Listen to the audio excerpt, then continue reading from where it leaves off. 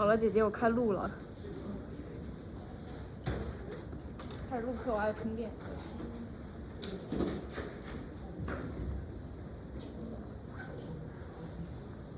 录课不放录课，还要充电。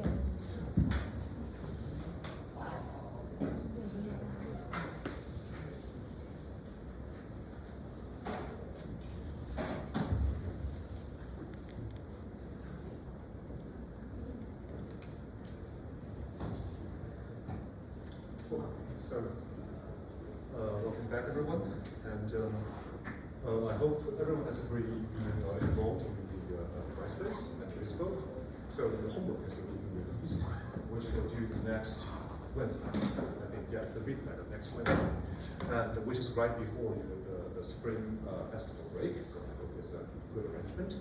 And you might have already noticed that there are actually 14 problems in homework one. With this amount of problems, actually unusual. I mean, unusually large, right? And this is because homework one will contain the first 2 weeks, okay, of the materials, which will make any students that are going to be get enrolled after the first 2 weeks, okay, give them a chance to finish the homework class. So, yeah, so if you, so just try to get ready, right? And if you haven't started, probably it's a good time to start your homework right now, so you won't be overloaded over the next week. Okay, so, yeah, any other logistic questions? No? Cool, okay. So we'll be getting started. We'll continue talking about the section 1.3. I hope now everyone have already got a copy of the textbook. If not, a hard copy one and probably a yes. Okay, I have seen that many of you have already got the cheap version, which is good. Okay, so if you haven't got one, there's a free copy PDF, okay, which is distributed online, which should be very easy to find it via Google, or just directly Google the name of the textbook. Okay, so last time we talked about transport equation, okay, which is very straightforward. Okay, so the first part was that. Okay, last time, example number one, which was the transport equation. Transport equation, okay, which is u times the derivative of u plus c multiplied by the spatial derivative of u equals to 0. Okay, and we actually deduced that in a quite rigorous fashion, and which means that, well, we are going to, I mean, the solution to this kind of first order linear equation, this is something that we have learned in the last several classes, right? And we should be obtaining a results. Okay, we should be obtaining a results, which is something like, I mean, the u, first of all, uxt. Okay, this means that we can directly solve it, which should be equals to something like fx minus t. Well, actually, cx minus t, where c is the speed, right? C is the speed. C is the speed of motion. Okay, and this describes a bunch, or let's say, I mean, a group of matters. Okay, they are all, I mean, every single portion, every single part of this group of matters are actually moving on the same direction, the same speed. Okay, and we're expecting that no matter what kind of shape that we get initially, no matter what kind of shape we're getting initially. Okay, so for let's say uxt, and this is my x. Okay, initially we will be getting something like this. Okay, this is my ux0. Then after some time, it is just doing horizontal transport. Okay, yes. I think it should be fx minus ct. Sorry, say it again. I think the solution should be fx minus X minus ct. You're right. You're right about that. Because the larger the speed, then the larger the x. Right? Okay, thank you for that. Okay, the same t, yes, this is a very good reasoning.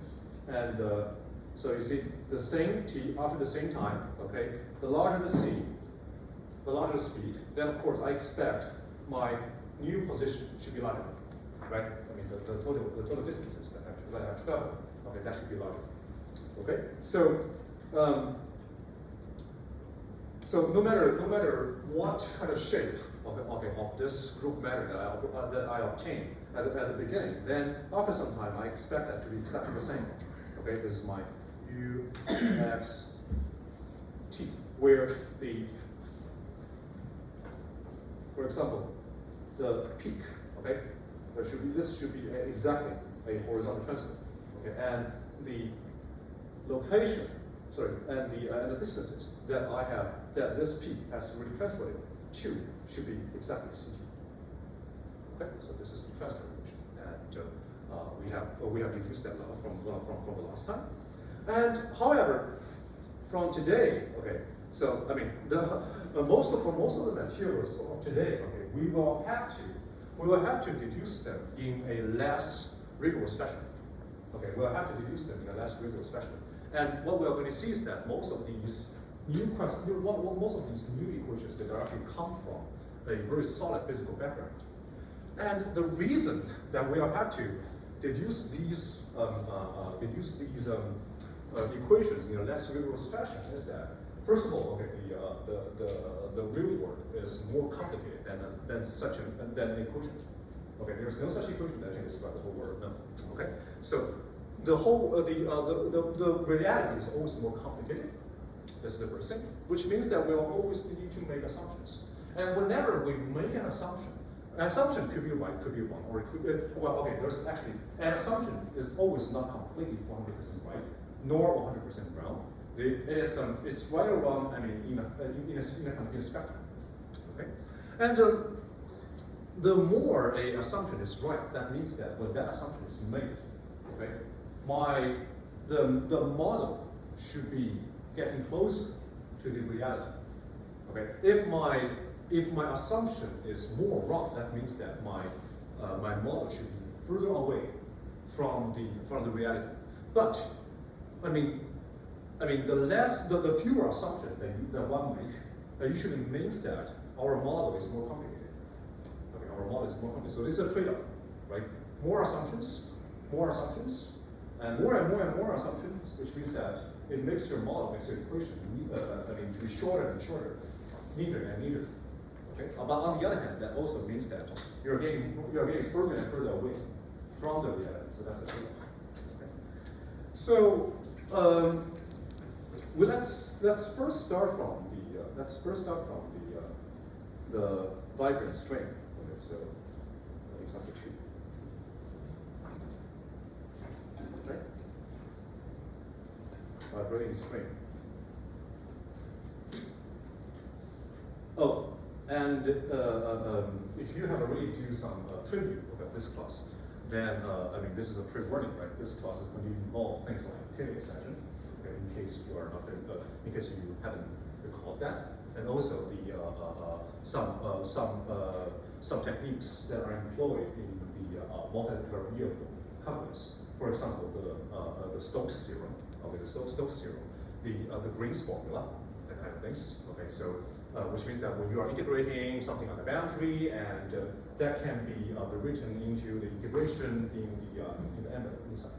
Okay, so these are the very standard things in your Calc 1 and Calc 2. Okay, which are, and so okay, so first of all, vibrant string. Vibrant string, which means that so let's say I'm having a string. Okay, let's say there might be a border for the string. There might be not. But let's just consider that. The string is infinitely long. Okay, infinitely long. And this string is vibrant. Okay, and you can see if you play a guitar, then if you pull the string, then you will see that it's vibrant. Right? We see that every day.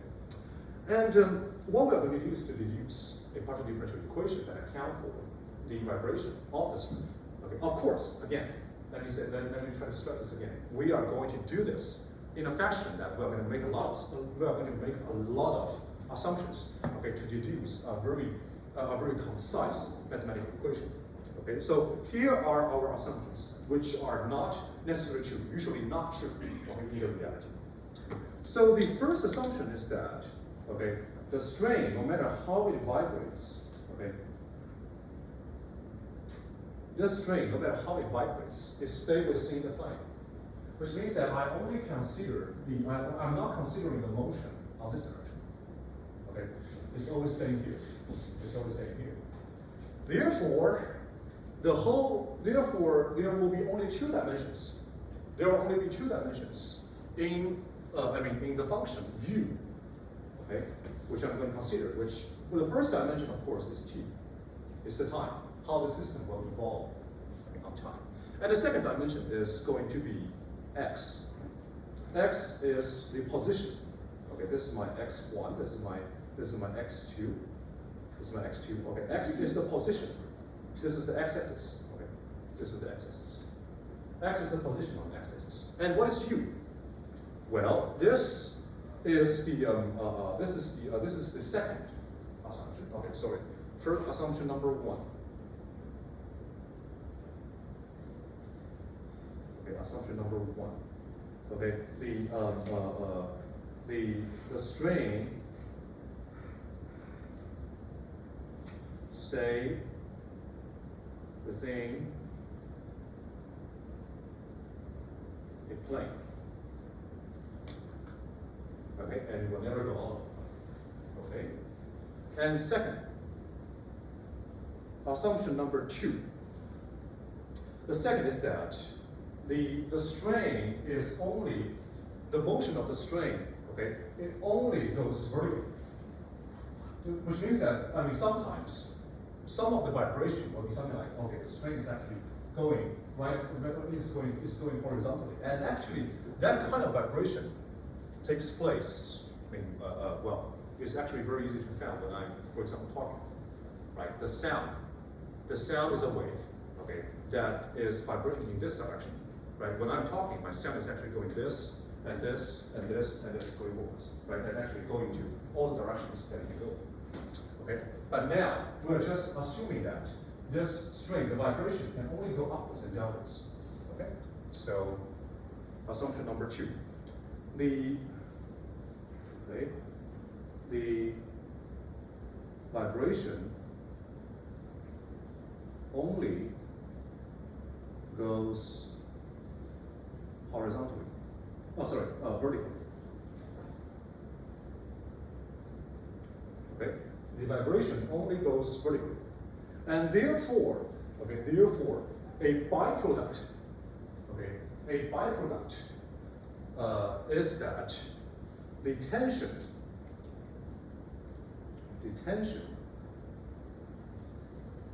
Well, actually, sorry. So I'm sorry for that. This is actually not a byproduct. This actually should be another assumption. Sorry about that. This is my assumption number 3. Okay, the tension. Sorry. The tension is always tangentially, is directed tangentially around the string.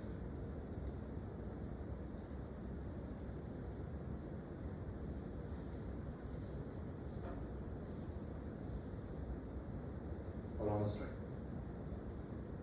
So what does that mean?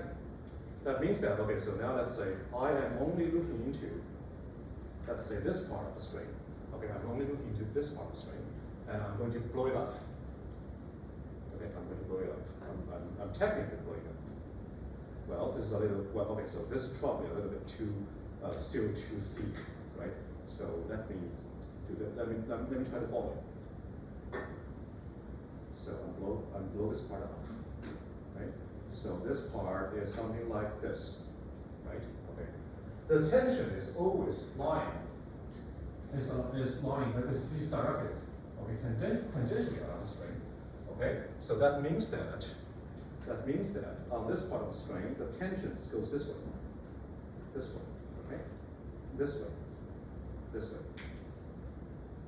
Okay. The tension is only going. It's only going tangentially, okay, along the string. Nowhere else. So that is to say, when we are, because later what we're going to see is that, okay, since we are talking about tension, later what we're going to do is an analysis of the force. Okay, so we first of all we need to figure out, okay, what kind of forces are we looking into. The tension is the only force that we are considering in this case, in this first case. We're only having tension, and it is, okay, again, always placed tangentially, okay, to the string. Okay, and okay, and there is another assumption, which is assumption number 4. Sorry. Assumption number 4. Let's say rho is the density. Okay, rho is the density, and my rho is a constant. Okay, on x, on the x-axis, which means that, so, well, okay, that actually there should be a assumption accompanying to it, which is my assumption 4.1, which is that the strain is perfectly flexible.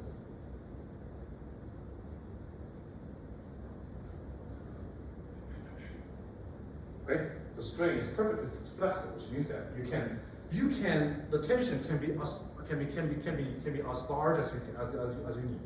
Okay, and the displacement of the strain can be very large, just as long as it's not infinitely large. Okay, it can be large as any number. Okay, so and since the strain is perfectly flexible, and the vibration can only goes on one direction, on this direction, right? That means that, for example, when I'm looking into the mass of a strain, okay, let's say of a strain in certain intersection, okay. So that means that no matter what shape the strain is in this intersection, the total mass, okay, within this, the total mass of the strain within this intersection is only determined by what? Only by one thing, which is the length of this intersection. The length of it, because the displacement can be arbitrary, right? The displacement can be arbitrary, and the displacement, the motion, can only goes upwards, right? So a strain like this or a strain like this, okay, they will exactly have the same mass as long as what? As long as the length of the interval, okay, stay the same. Is that okay with everyone? Okay. So again, let me stress this point again. No matter because of what? Because first of all, the strain is perfectly flexible, and the vibration only goes vertically. So that means that no matter how much that displays the strain, okay, the total amount of mass, okay, originally started from here, will always stay here in the same interval, because that's only because the motion will only go vertically, okay, not horizontally. Okay, so that's good. Okay, and also the density, we're assuming that the density is a constant. Okay, so that is to say, for example, here, let's assume that, okay, let's say this is my x1, and okay, this is my x1, and this is my x2. Okay, this is my x2. Then the total mass of the strain, okay, within this interval should be exactly what? Should be exactly rho multiplied by what? x2 minus x1. So that's good? Okay, if here I'm having, let's say, if here is my x3, and if here is my x4, then the total mass, okay, of the strain in this interval should be exactly rho x4 minus x3. So that's good? Okay, cool. So you see, I mean, even before I started to use anything, okay, assumption. Okay, right? I have made so many assumptions just in order to give me some very petty convenience, okay, in deduction, okay, just in a few minutes. And what you can see is that these assumptions, some of them, okay, still some of them, they might be okay in reality, but some of them are definitely not true, right? Some of them are definitely not true. For example, I might be able, if I am aligning the strain perfectly, okay, I might be able to control the strain, always stay with the height. That should be okay. Okay. I mean, the vibration only goes vertically. If I am doing everything perfectly, that could be okay. However, the string is perfectly flexible, which means that it can go as much as the displacement can go as much as I can, as I want. Okay, that's something definitely not true in reality. There's no such string that can do that, right? And rho is the density. Rho is the density, which is a constant on X. Well, in reality, again, if you assume everything is so perfect, probably okay. But in reality, there's no such string. Okay. So again, all these assumptions are just for us to deduce things in a more complete fashion.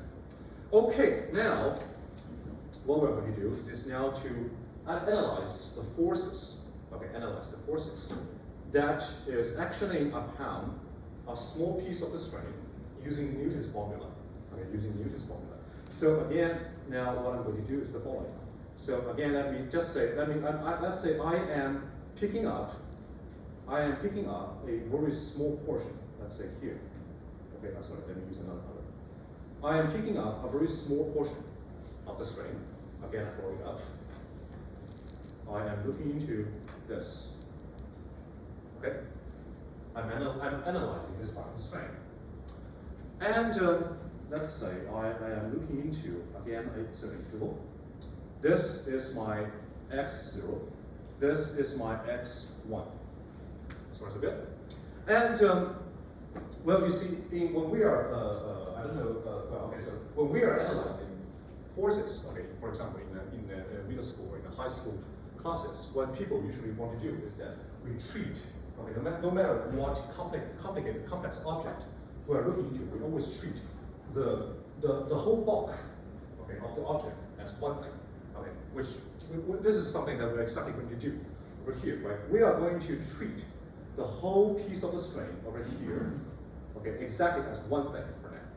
And now we analyze what forces is actually upon this piece of the string. Okay, this is what we're going to do. So again, first of all, what force do we have? Only tension. Only tension. And since we are talking about an intersection, okay, a piece of the string, okay, so the tension, so that means that when we are talking about this, the whole thing, okay, we are talking about the whole thing as one. We can ignore the inner force.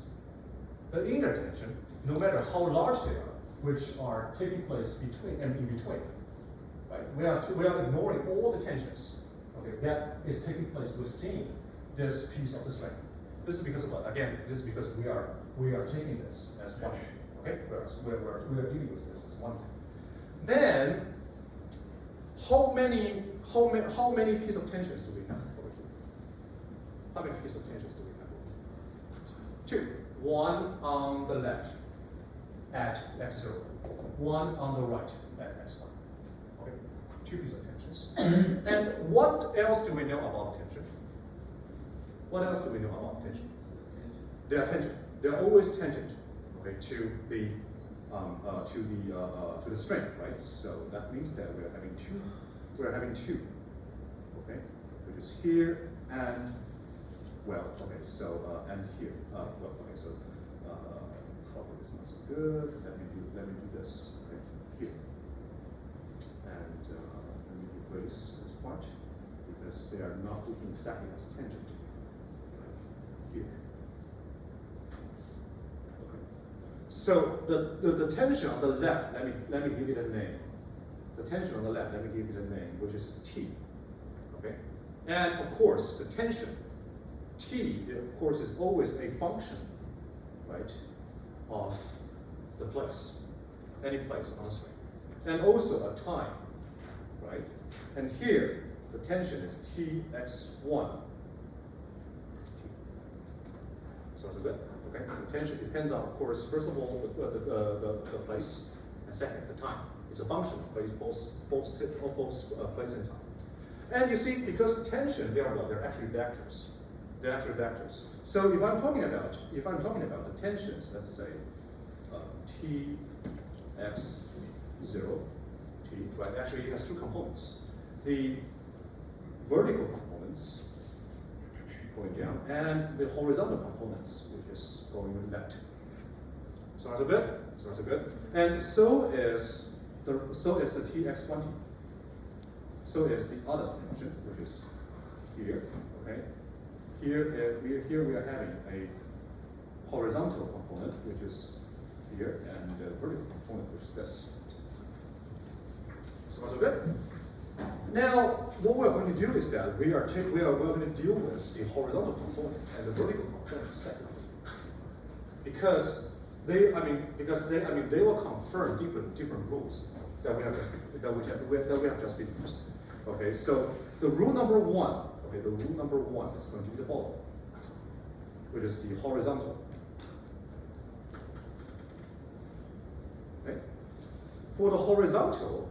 First of all, what is the component? What is the component of the horizontal? So sorry, let me put it this way. I have already known that the total amount of the total amount of the tension over here is Tx0T. Okay, then which means that I know that the length. Let me use another term. Okay, the length of this guy is by Tx0T. Okay? Then the question is, what is the length of this horizontal component? Okay, so it's actually determined by the slope, right? It's actually determined by the slope. Well, what is the slope? What is the slope? Again, this is my u, right? This is my uxt. The strain is the shape of the strain is described by the uxt, right? And what is the slope over here? It's partial u partial x, right? It's going to be my partial u partial x, right? So the slope over here is going to be ux. Okay, so what do I know? I'm knowing that. Okay, so I'm knowing that. Let's say if my horizontal component is one piece, okay, then according to the definition of the slope, then my vertical component is ux piece. Then actually the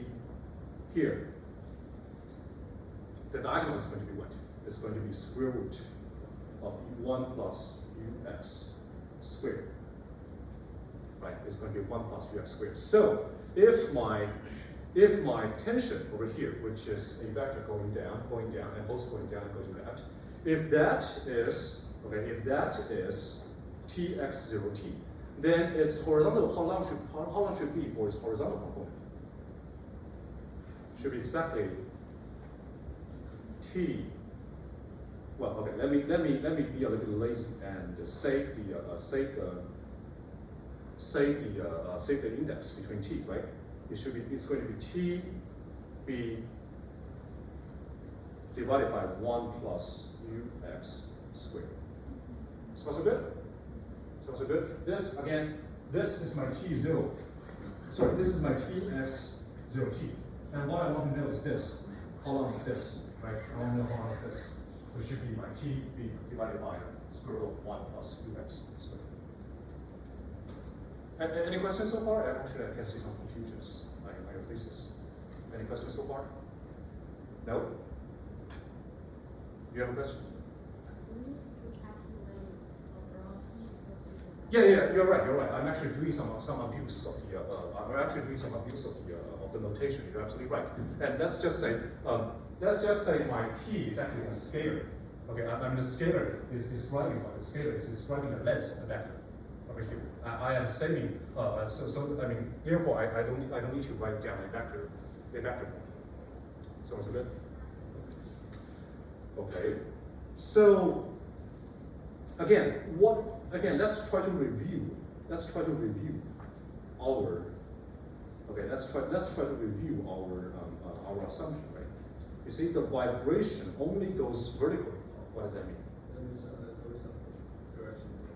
Everything should cancel on the horizontal direction, right? Because of what? Because again, Newton's law tells us that F equals to ma.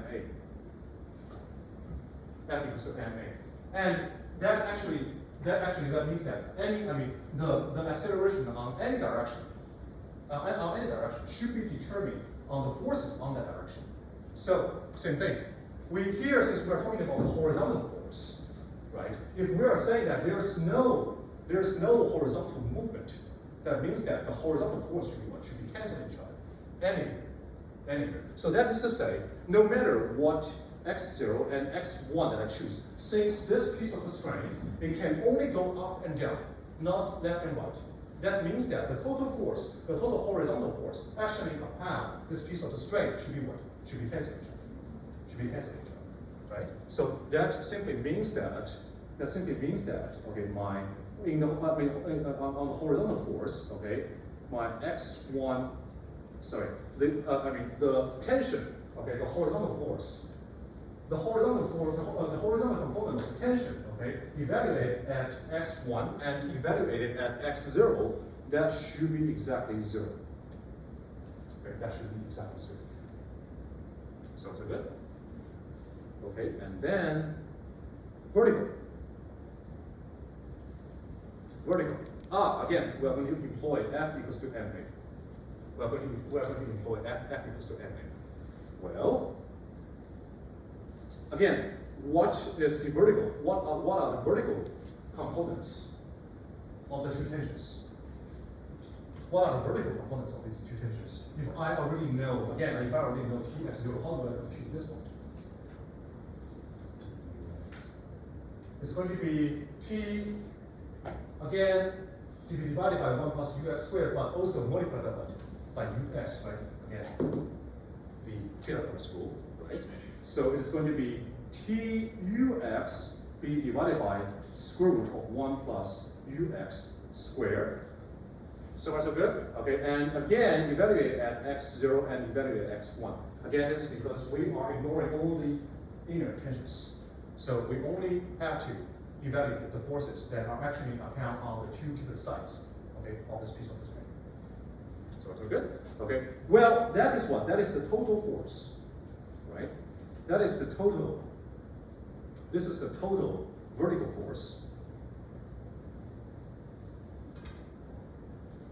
This is the total vertical force. So that is my F in this formula. What is the corresponding MA? What is the corresponding MA? What is A over here?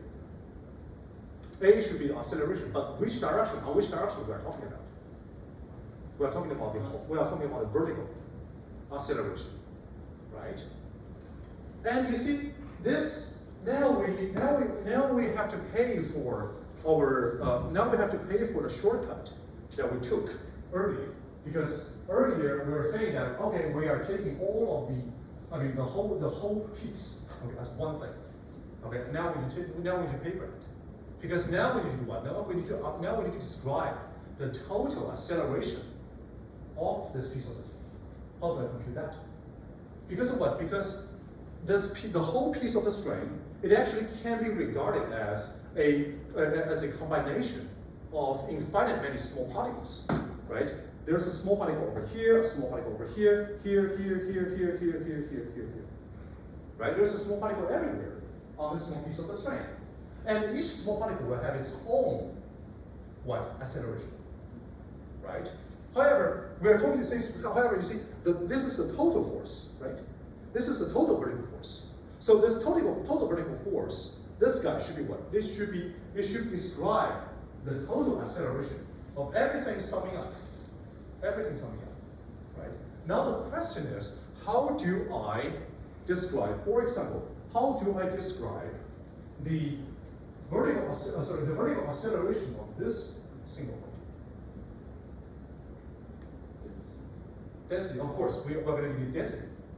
And then what? What is the acceleration? What is an acceleration? Acceleration is the derivative of what? Of speed, of velocity. Okay. Velocity is what? Derivative of space. Yes. Okay. So the derivative of the location. And in this case, we're only talking about one thing of location, because the movement only goes what? Only goes vertically. So the location over here is exactly what? the vertical displacement. What is the vertical displacement in our language system? Essentially. Okay. Again, it's the vertical displacement. Okay, it's the vertical displacement.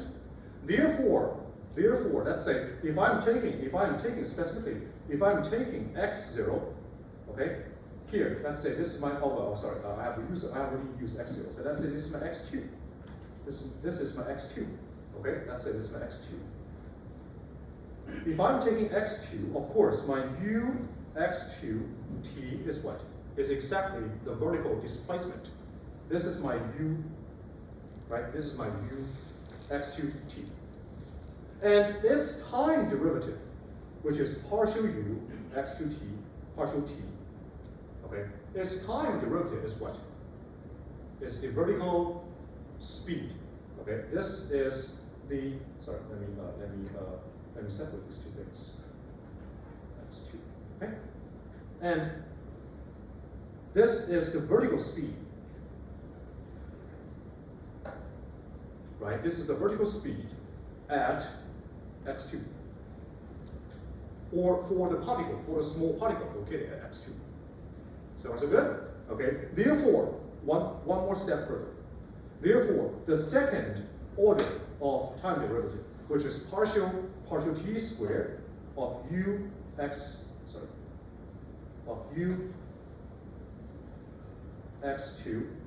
okay, is what? Is the vertical acceleration at x2, right? Vertical acceleration at x2. But that's not enough. You see, that has only solved the problem for A at what? Only at one place, only at my x2, right? If I want to, don't forget, on the left-hand side is what? On the left-hand side is my F. On the left-hand side is the force. So to close up the equation, we also need what? We also need the n. But what is the mass of such a small particle? What is the mass of such a small particle? That actually is what?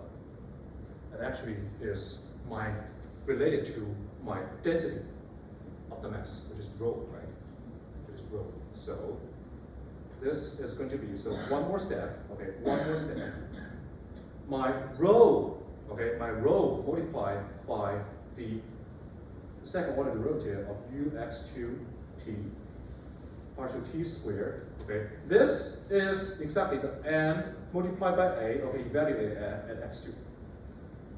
This is the n multiplied by a evaluated at x2, right? But don't forget, here on the left-hand side of this equation, I'm talking about total force. I'm talking about the total force. And I have just described the n multiplied by a. Oh, well, n multiplied by a is actually, the n multiplied by a at one single point for one particle, right? If I want to obtain the total force, that means that I need to do, first of all, I need to do rho multiplied by partial, okay, the second order derivative of partial u partial t, okay, and then I need to do the integration from x0 to x1 dx. Here is where the partial derivative comes about. So far so good? So far so good? Why is mass is just Sorry? Go ahead. Why the mass is just Just rho, right? Why the mass is just rho? Is that what you're talking about? Okay, so what's the definition of rho? Rho is the density, right? Rho is the density. Well, how do you express a density? How do you express a density? In space, okay, in reality, how do you describe a density? It's mass, always mass divided by what? Space or volume, right? Well, what is volume in one dimension? Length, right? So it's going to be, in our case, it's going to be mass b divided by length. At one point, that means that my length is what? Infinitely small, right? Okay, so which means that one particle at one point, okay, it's going to be low. Sounds good? Sounds good with that logic? Okay, cool. So this is the total vertical forces, and yeah, okay. So you see, what we're having for now, okay, what we're having for now is that, you see, on my left hand side, okay, on my left hand side, okay. So first of all, the right hand side, sorry, first of all, the horizontal stuff, it tells us that, okay, it tells us that the horizontal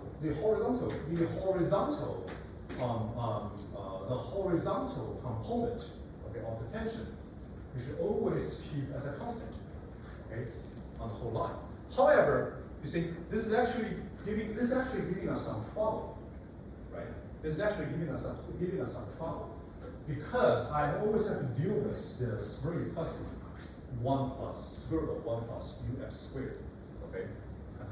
Therefore, I'm going to shamelessly add one more assumption to make it work, to make the deduction work. Okay, so now I'm going to add one more assumption, which is my assumption number 5. Okay, the vibration, although it exists, it's very small. Okay, the vibration is small. Okay, the vibration is very small. So what does that mean? The vibration is always small, so that's something that's, I mean, almost no vibration, but there's something. Okay, very, very, very tiny, very, very tiny. So that means that my u is going to be very small, and my ux is also going to be very small. If my ux is very small, then, okay, if my ux is very small, then you see my square root of 1 plus ux squared, okay, by Taylor expansion, right, by Taylor expansion, it can be written into something like 1 plus 1 over 2 ux squared, and then plus the higher order terms, right? Okay, and usually what people are going to do is to preserve, to throw out all the higher order terms and preserve the first term of ux. Okay, let's see and the book just is going to tell you that. Okay, so we are throwing away everything about ux. Okay, in this Taylor expansion. I'm not going to do that. I'm not going to do that right now. Okay, but I'm going to see that this is actually going to be equivalent. So what I'm going to do now is something like, okay, what I'm going to do now is that, so I'm going to, so let's say I am replacing, so that means that by the Taylor expansion, I am replacing, okay, the denominator, the square root of 1 plus ux squared, okay, exactly by 1 plus 1 or 2 ux squared. And let's see what's going on, okay, let's see what's going on. So what we are going to see is that, okay, then the horizontal, let me rewrite, okay, let me now rewrite these two formulas, okay. These two formulas tells us the following.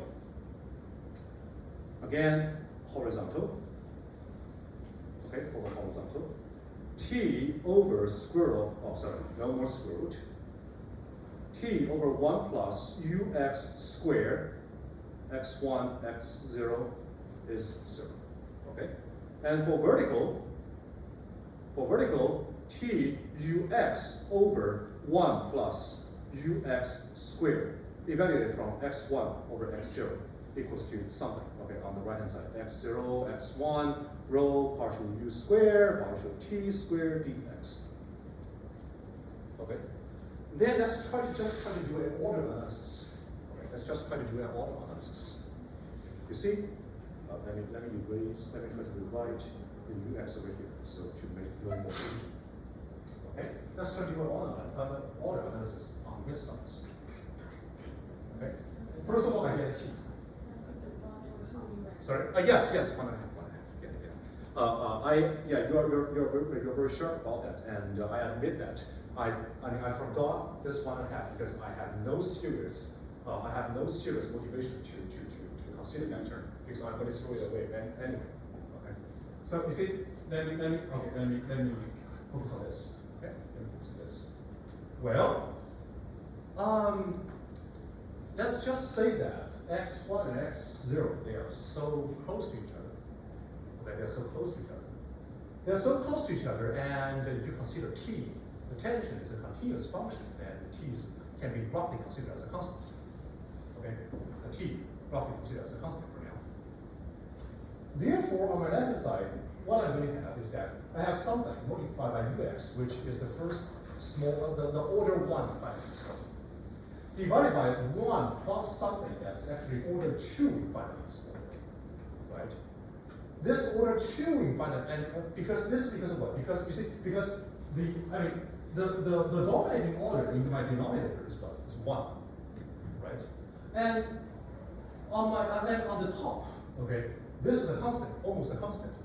And I'm having a order 1 infinite exponent, right? So after the division, what I'm going to get on my left is going to be what?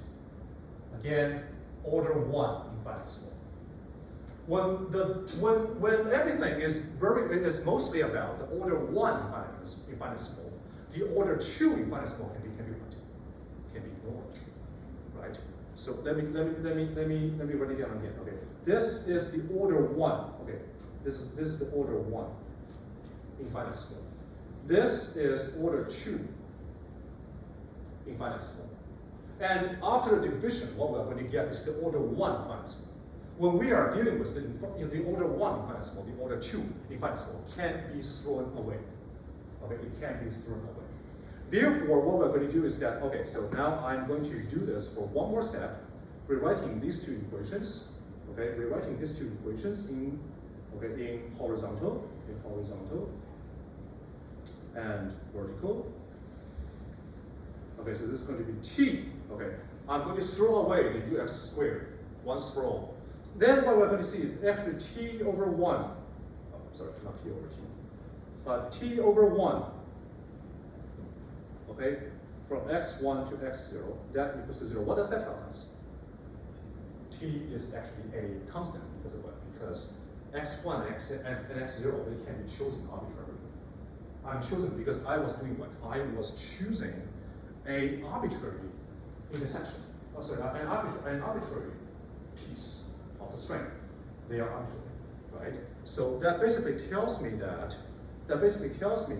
my t x t, this function, the tension, okay, is 0. But don't forget, that is based on what? That is based on what? This assumption is based on what?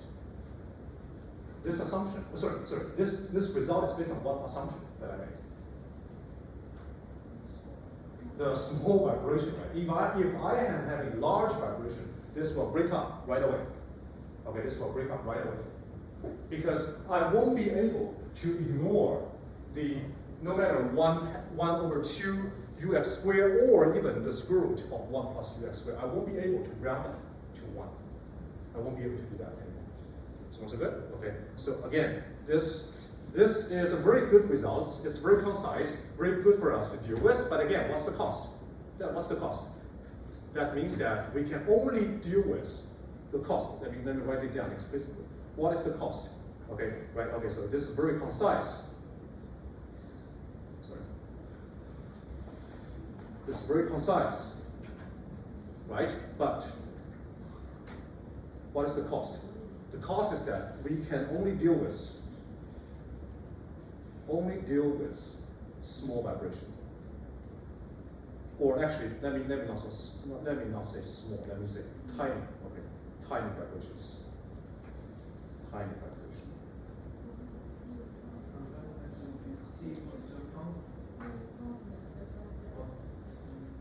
Sorry. Oh yeah, you're right. T equals the constant. Absolutely. So let me use a t. Let me just say t. Represent. Okay? That's the cost. That's our cost. Okay, if t is a constant, and here what do we have for vertical? Is again t ux. Okay, again x1 over x0, because I'm having 1 in the denominator, which equals to the integration from x0, x1, again rho second order of derivative on time dx. Okay. Now we are going to play the old trick that we did in the last time, which is doing the differentiation. Let's say I fix x0 and differentiate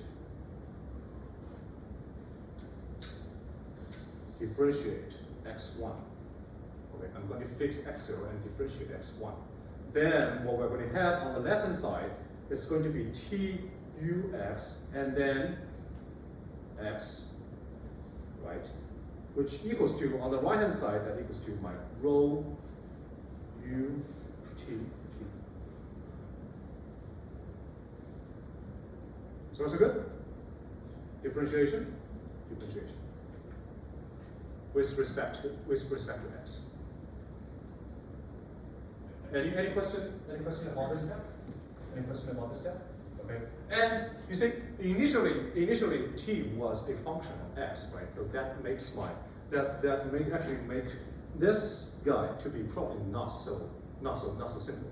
However, again, we have just, with the assumption, we can very happily say that t is a constant everywhere. So that gives us that t u x x equals to rho u t t.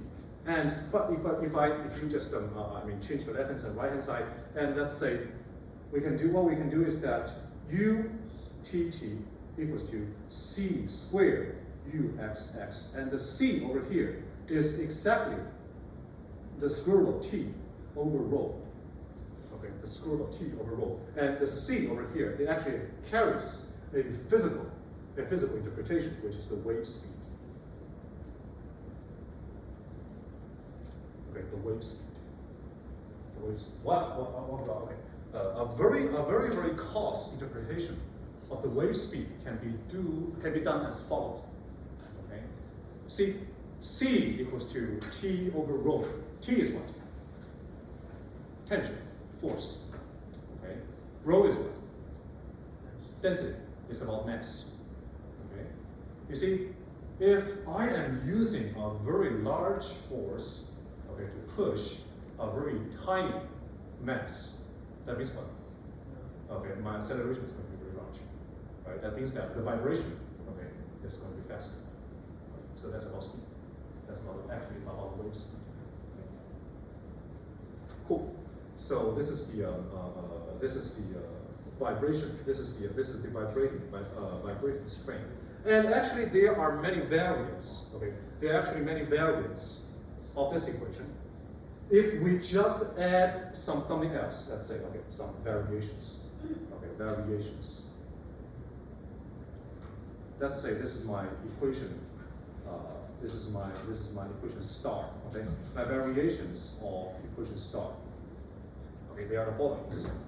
First of all, okay, my variation number one is that if we are having an air resistance,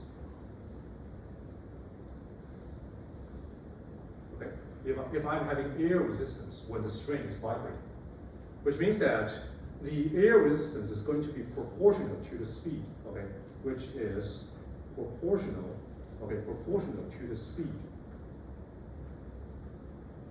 which is my ut, partial u, partial t. Okay. Then what we're going to have is that, okay, so now again, horizontal, well, first of all, again, the resistance can only go against what? The direction of the movements, right? That's what resistance is about. Again, we have assumed that there's no horizontal movement.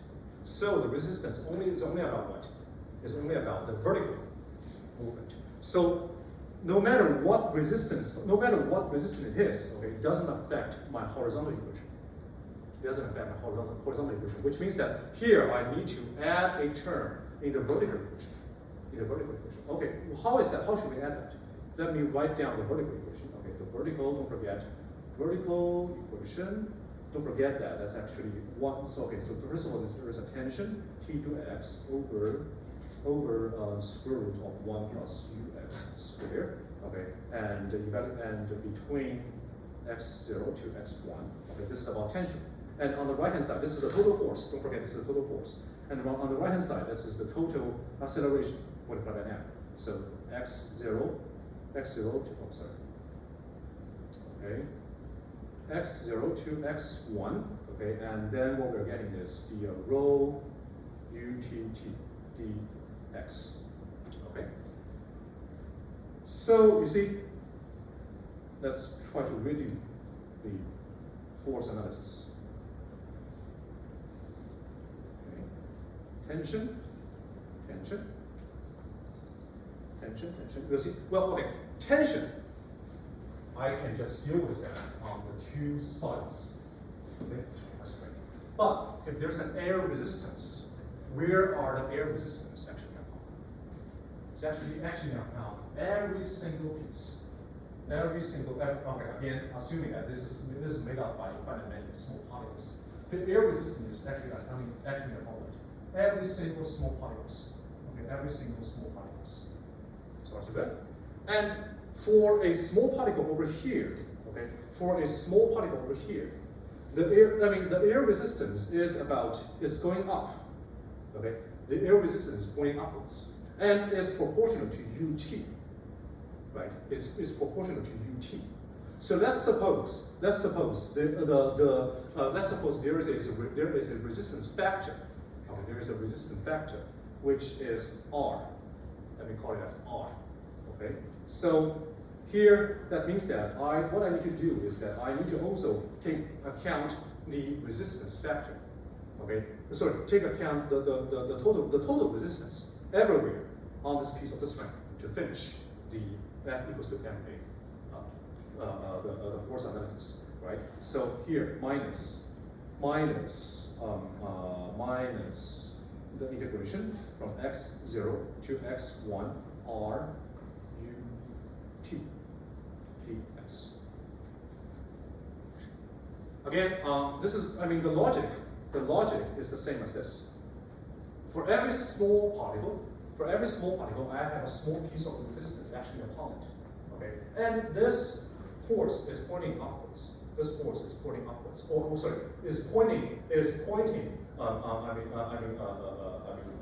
Opposite. Okay, to the direction of the movement. Okay, so this is minus. The tension gives me the motivation to move, and the resistance is going against it. Okay, and for every particle I have to sum it up. Okay. So finally, if I just simply redo everything that I've just done, then what we're going to have is something like UTT minus C squared UXX, okay, and then part of plus in RUT equals to 0. Okay, which means that here again it's still linear. This is still linear PDE, but here I'm having the first order term in time.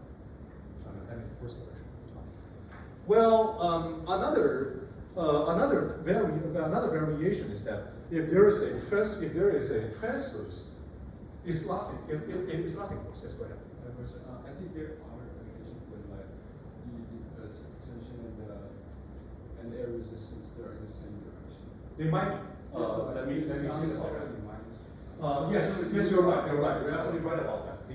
Because the air resistance only goes to the air resistance is always opposing the direction of the movement, but not necessarily opposing the direction of the acceleration. That's absolutely right.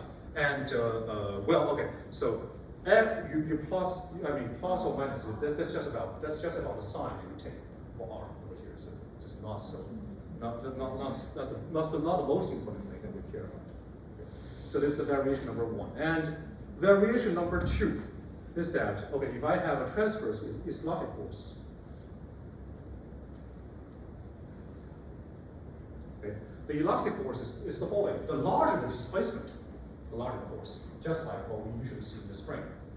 Okay, the larger the displacement, the larger the force. Then actually this term, okay, this term over here can be replaced by another term, which is only about U. Right? Again, the larger the displacement, the larger the force, right? And KU. Okay. Then again, by the same processes, I'm going to repeat all the same processes. Well, we're going to obtain finally it's going to be something like UTT minus C squared UXX, okay, and then plus KU equals to 0. Okay, so that's good. Okay, so I suppose this is a good time to pause for 5 minutes, and we'll resume in 3:20.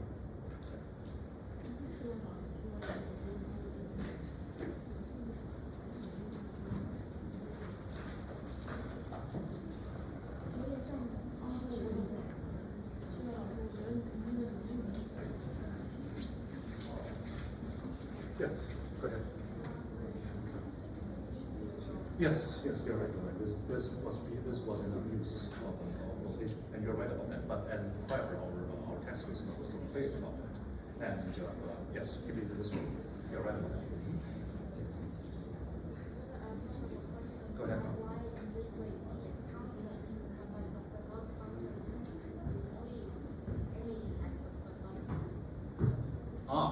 Good question.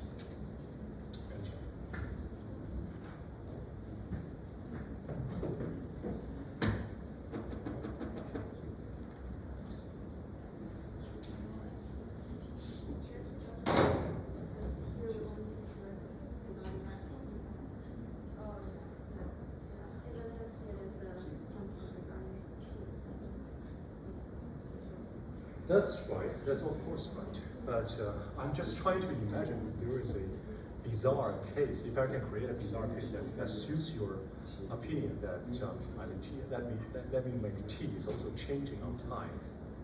Is there any case I can think of? Just imagine that. Okay, just imagine that the the whole string is also changing due to certain. Let's say okay. Let me say the following. The string is aging very fastly. The string is aging very fastly. Okay, let's imagine that, and that's saying. I mean, or let's say the vibration is so slow that it can catch up with the brain aging.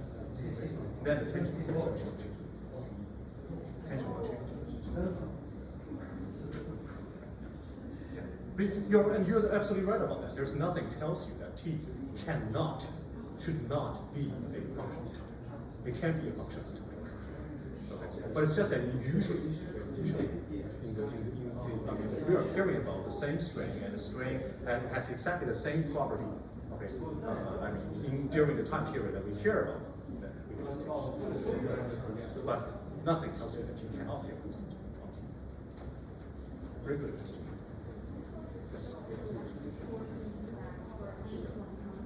Yes.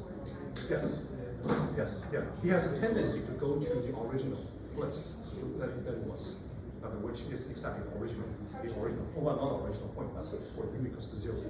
He has a tendency to go back to u equals to 0.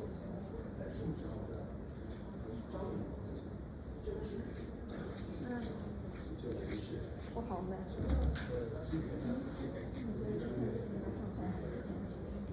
你为什么先让你自己摆3节课？我没有办法，我直接可以啊，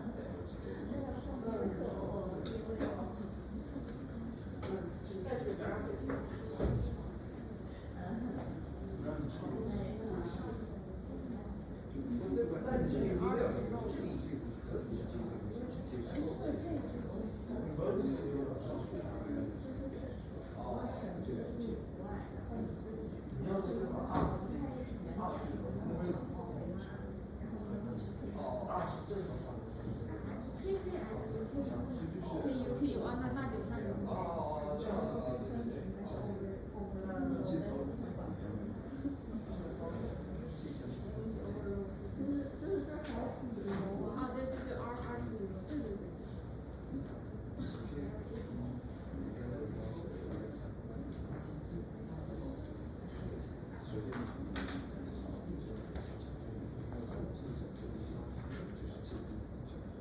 第二个是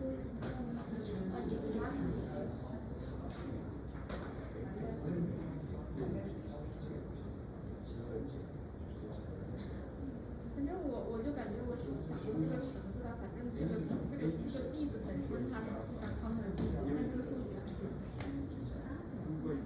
这个事实是非常康特的例子，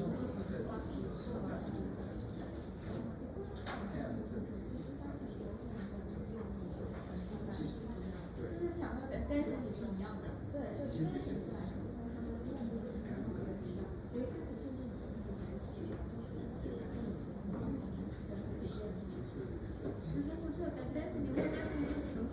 数值那个拉绳的density是一样的，它这个水平方向的density是一样的，这个是很方便的。Okay, let's try to. I apologize that I had to buy a Coke.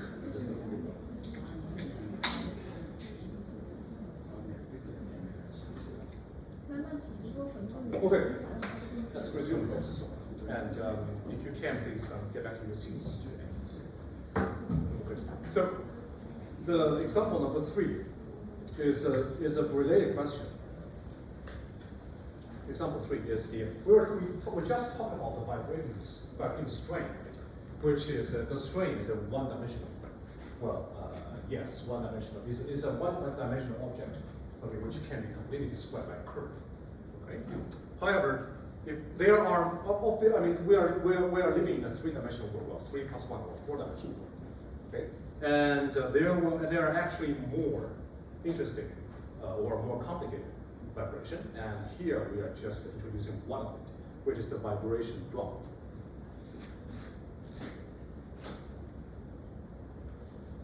Vibrating drum head.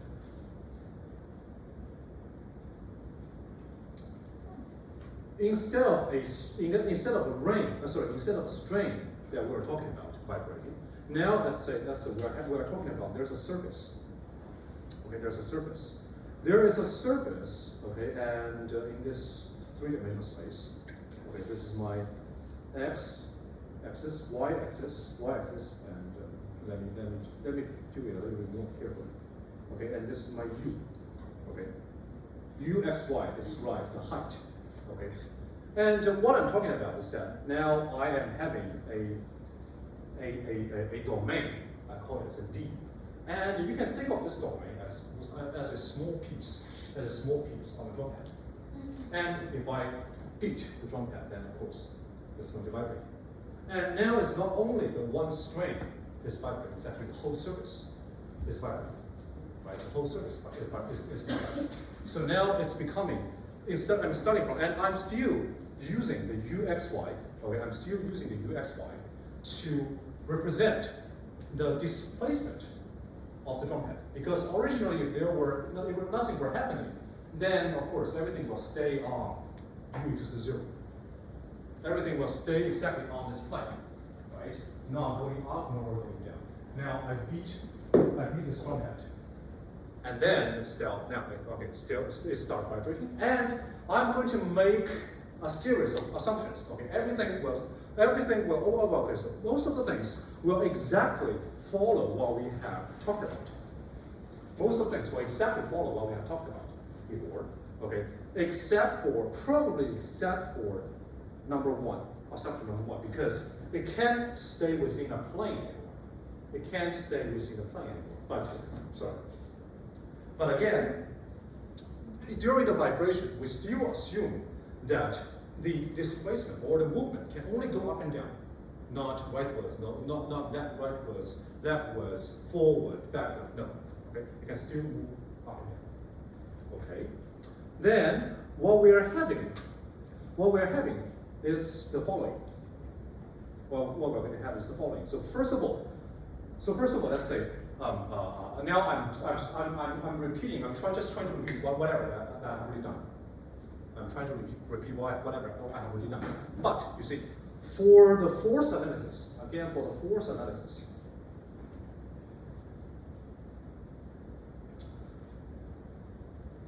before this, okay, in our example 2, in the vibrating string, okay, because I was taking the whole piece of the string as one thing. Therefore, I only need to deal with the forces, okay, on the two ends, tensions on the two ends, right?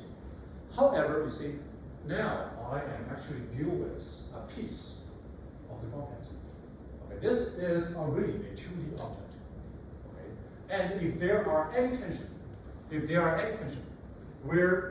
I am excluding all the inner tension, then where are the rest of the tension lines? They should be exactly lying on the boundaries.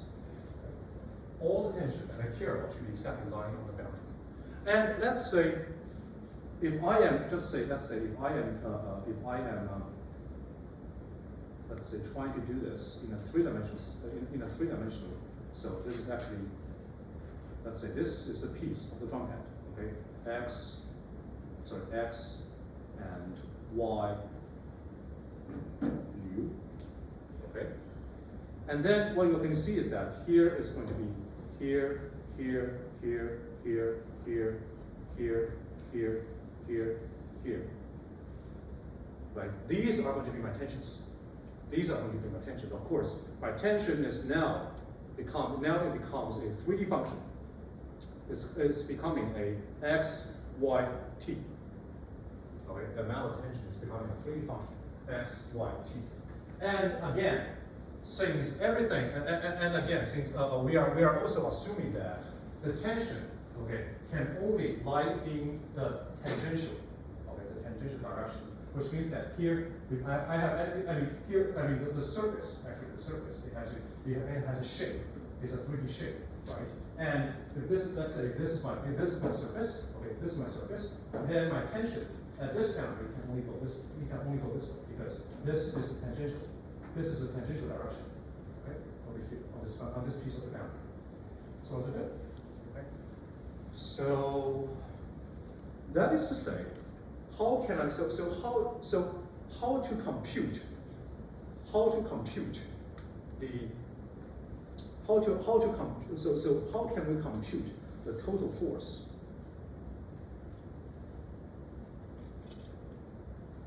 How do we compute the total force in this case? Well, okay. First of all, I guarantee you that by similar deduction, we will still be able to show that t can be effectively a constant. Well, sorry, txt is effectively a constant. Txt is still a t. Okay, this is by very similar deductions as we have performed. And this comes from the force, the component on the horizontal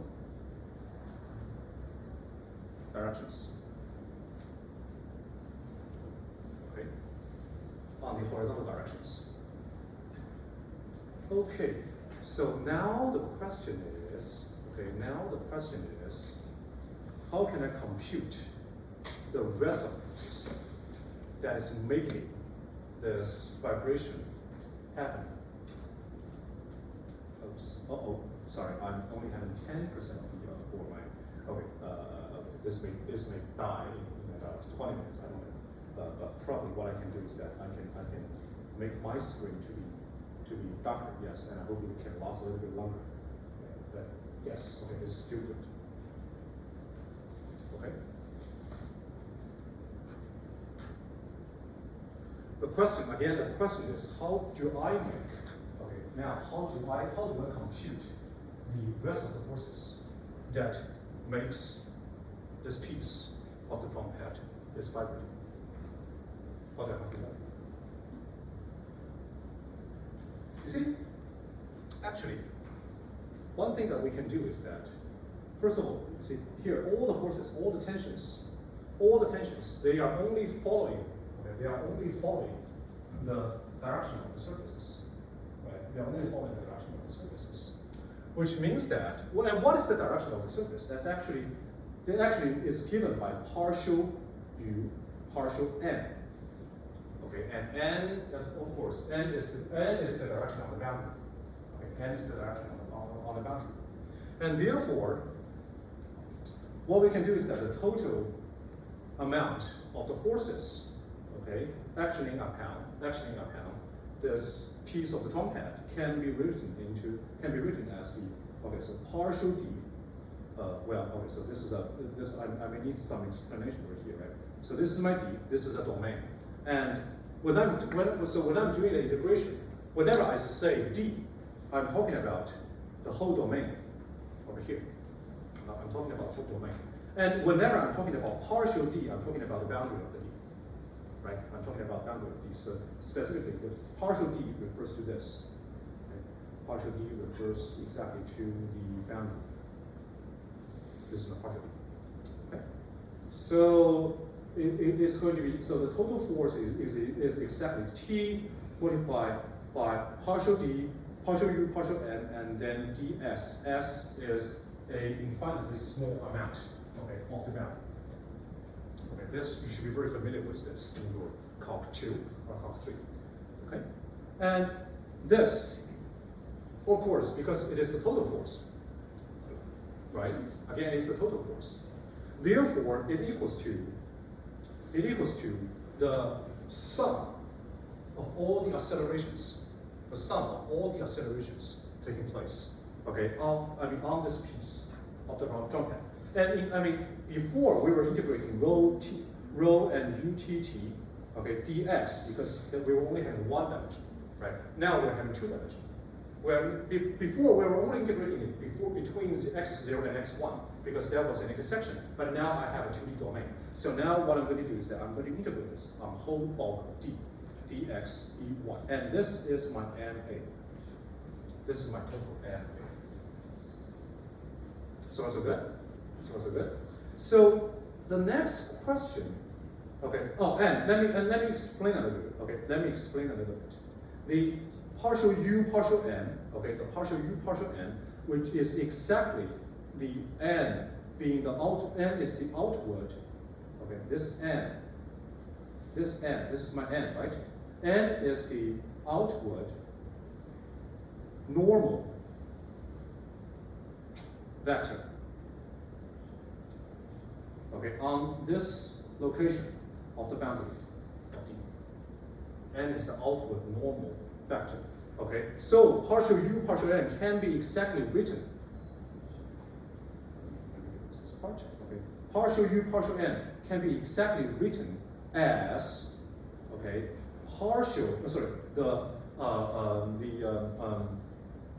the divergence, okay, of u, okay, and then multiplied by n. But let me add a vector. Okay, which is exactly in this case, which is exactly my partial u, partial x, and partial u, partial y. Okay, this guy, okay, transpose multiplied by n1 and 2. n1 and 2 is the two components of the outward normal vector. Okay, so that's good. Well, and you see, the question is that, now you see the issue now is that on the right hand side, of course, we would like to repeat all the tricks that were made before. But there's a small problem. You see the right hand side is what? The right hand side is the integration, okay, on the whole 2D domain. But the left hand side is only the integration on what?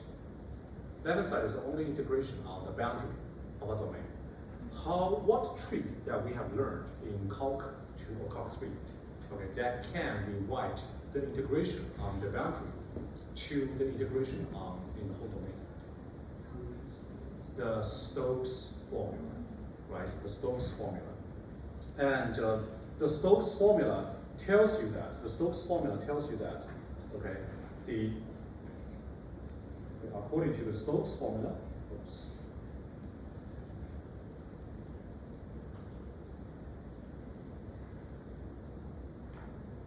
Okay, according to Stokes formula, okay, what we're having is that the left-hand side, the integration on the boundary, okay, which is t partial u partial n ds, okay, this can be rewritten into the integration on the whole domain of D, which is the divergence of the t multiplied by divergence of u. Well, please don't forget that please don't forget this. Actually, this was already a divergence of u, okay, multiplied by the outward normal vector n. Okay, and by getting rid of the outward normal vector of n, okay, we will be able to write things like that over dx dy, which again equals to the integration of d, and I am copying everything over here, right? Partial rho multiplied by utt dx dy. Any questions so far? No, because we were exactly following what we have been doing before. Right? We are exactly following what we have been doing before. And you see, now don't forget that the d this domain was what? This domain is arbitrary. This domain is arbitrary. I can take an arbitrary piece of the domain, right? Which means that here, this equation, it has to be true for an arbitrary domain of D, right? Then, well, okay, the next question is the following, okay? If I am having, okay, the integration, generally, the integration of a function fx dx equals to the integration of another function gx dx, okay? If I have this, well, I mean, the integration, it can be a one-dimensional integration, two-dimensional integration, three-dimensional, it can be arbitrary dimensional integration. And the dx over here, you shouldn't take it too literally. The dx over here, it can be, I mean, the differential operator. Sorry, it can be the differentiation on one-dimensional or two-dimensional, three-dimensional, or arbitrary dimension. Okay. My question is the follows: if the integration of my fx and gx is always the same on arbitrary choice of the integrating domain, does it necessarily mean that fx equals to gx everywhere? Does it really mean that fx equals to gx everywhere? Can I deduce that? Okay, so how many of you think that's yes, that's okay? Okay, how many of you think that is no, that's okay? Okay, if no, can you give me a kind of example? Right, if you think that's not, yeah, arbitrary. For example, if I'm integrating, if fx and gx are one-dimensional function, that means that I am taking arbitrary, let's say, small intervals. It has purely and arbitrary small pieces, or arbitrary large pieces. Then yes or no? You think yes, always yes? Okay. Well, okay. Let me say the following. In the Riemann integral, in the sense of the Riemann integral, it's yes. But Riemann integral is Riemann integral is the integral that we have learned in Calc 1 and Calc 3. Okay, and nobody should be blamed if you don't know anything else from Riemann integral. Okay, but if we go one more step further, if we get rid of the restriction of the Riemann integral, then the answer is no. Consider, I have no intention to get into this, okay, but I'm just trying to give you an example that you may face one day when you are learning real analysis or real variables, which is that let me consider two functions. Function f, my function fx, is always 1, okay? They are all one-dimensional functions. My fx is always 1. And my gx, unfortunately, is the following. It has the very bizarre design. It's always 1 if x is a irrational number.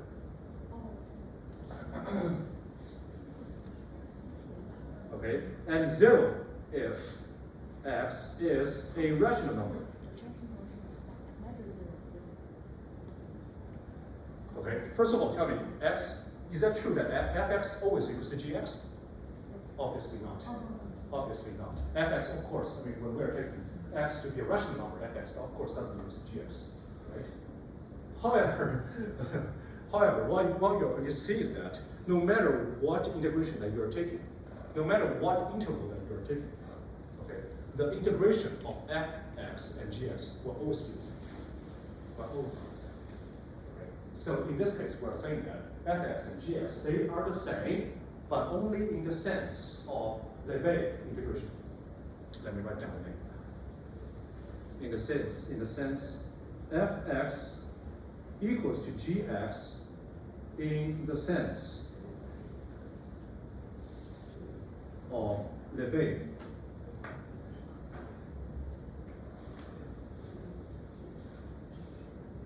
integration. Well, okay.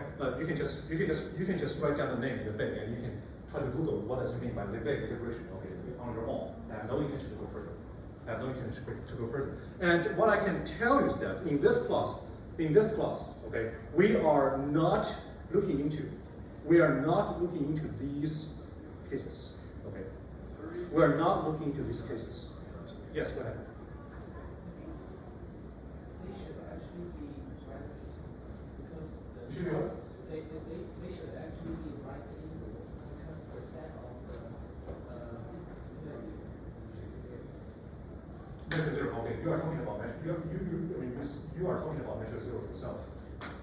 I mean, in measure, the measure theory is not an, unless I have. Well, okay. So let me put it this way. Unless I have, I am remembering the wrong name, okay, of integral, then I think the measure theory is not based on the Riemann integral. The measure theory itself is based on the David integral. Yeah, this is what I have. This is what I remember. But I might be very. It's very possible that I'm wrong. Okay, because I took my my last time of taking real analysis is how many years ago? 7, 8, probably 8 years ago. Right, 7 years ago or 8 years ago. So I've probably taken the name wrong. Okay, but the example that I'm giving you, I'm giving that to you is solid over here.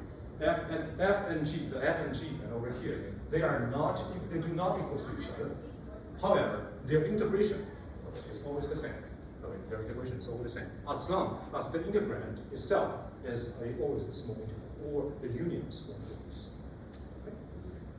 Cool. So yes. So if we don't consider that is our case, okay, which is designed in real analysis to challenge the solidness of constants, okay, then we can safely deduce. We can safely deduce that here fx equals to gx everywhere. In our case, that's partial multiplied by t partial u, okay, dx dy equals to rho u t t. Okay. However, you see, if my t is not a constant, then this could be more complicated. But again, if t is constant, okay, if t is constant, then this now becomes t multiplied by, okay, gradient u, which equals to rho u t t, and the gradient multiplied by gradient, this can be written as a Laplace, okay, Laplace, and which is exactly, in our case, exactly the partial. Second, this is of course, first of all, this is a linear differential operator, and in our case, in the two-dimensional case, it can be written into partial, the second order derivative of partial x and plus second order derivative of partial y. So that's good. So in all, this writes as rho u t t equals to t multiplied by, okay, u x x plus u y y. Okay, so this is the final form. Or you can put rho and t together and recover a c, which we have which is what we have done in example number 2. Okay, so this is the case for the vibrating drum. Okay, how much time do we have? We are having about half an hour. Okay, good. That's enough for us to to talk about diffusion. Example number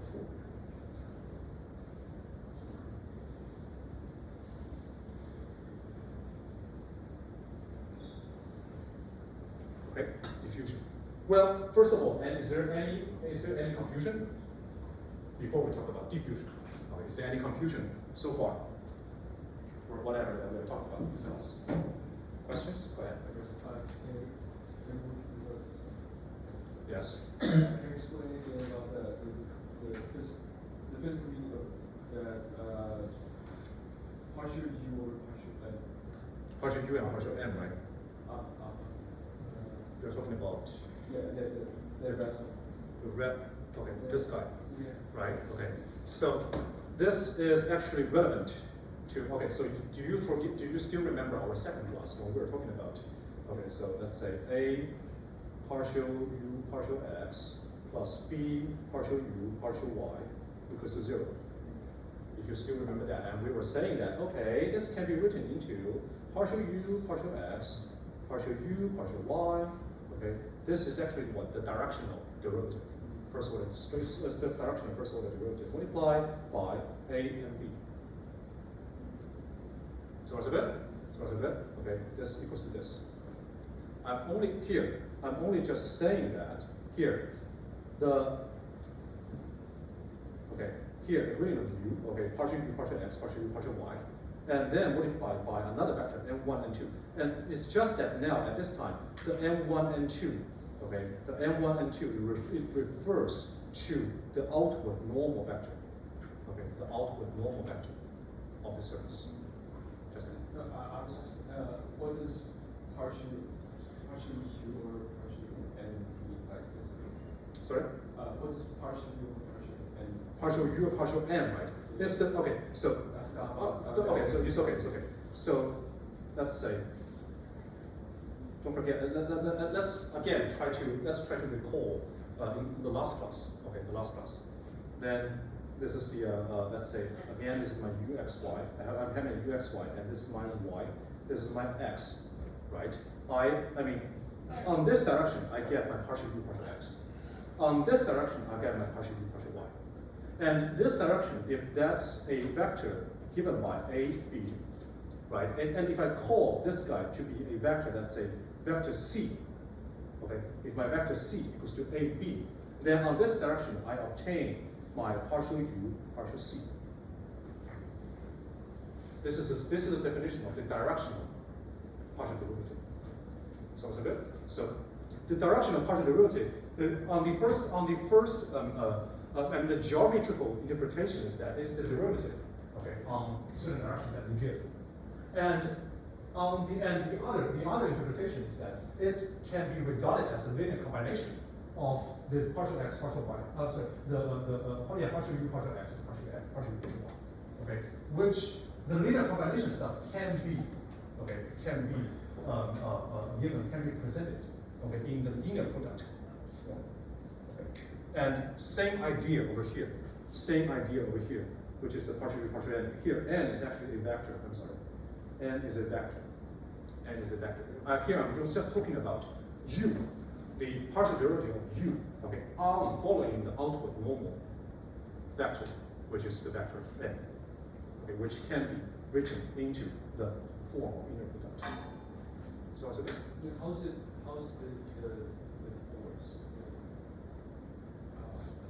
force? How's that expression of force the drop? Because, okay, so sorry. Let me see. Yeah, sorry, I probably have to stop here and stop. I'll ask you a question here, but we can discuss this. I mean, right after this class, okay, in my office. Okay. Because I have, I really like to finish at least the diffusion, and if we still have time, we might talk about the Schrödinger equation just for a little bit, but probably we don't have the luxury for that. Okay, again, diffusion. You see, so far, I mean, the example number 2 and example number 3, okay, they can both be expressed, okay, into something like, okay, like say, partial u, partial t, the second order, the second order of the time derivative, okay, the second order of the time derivative equals to a constant, okay, a constant, something like b, c, okay, then multiplied by the Laplace of u. It's just that in the one-dimensional case, the Laplace of u, okay, in dimensional 1, the Laplace of u, okay, equals to, okay, partial, the second order derivative of partial u, partial x squared, okay, and in dimension 2, the Laplace of u equals to, okay, the sum of partial u, partial x, second order, and then plus the sum, partial u, partial y, the second order. And of course, in dimension 3, well, in the real world, that's because we have been talking about the vibration in 1 dimension, in 2 dimensions. Of course, there are vibrations in 3 dimensions. And in that case, it's going to be, okay, the partial u, partial x squared plus partial u, partial y squared, and then plus partial u, partial z squared. Okay, in this case, okay. For whatever dimensions you have, then how many dimensions? How many components that we have in the Laplace? And the diffusion, it actually has a similar form. It's just that, I mean, what we're going to see is that the diffusion has the following form, that it can be written as u not the second order derivative of t, but the first order derivative of t equals to c multiplied by Laplace of u. Okay, c multiplied by Laplace of u. Okay, and this is the only difference. Okay, so let me rewrite. So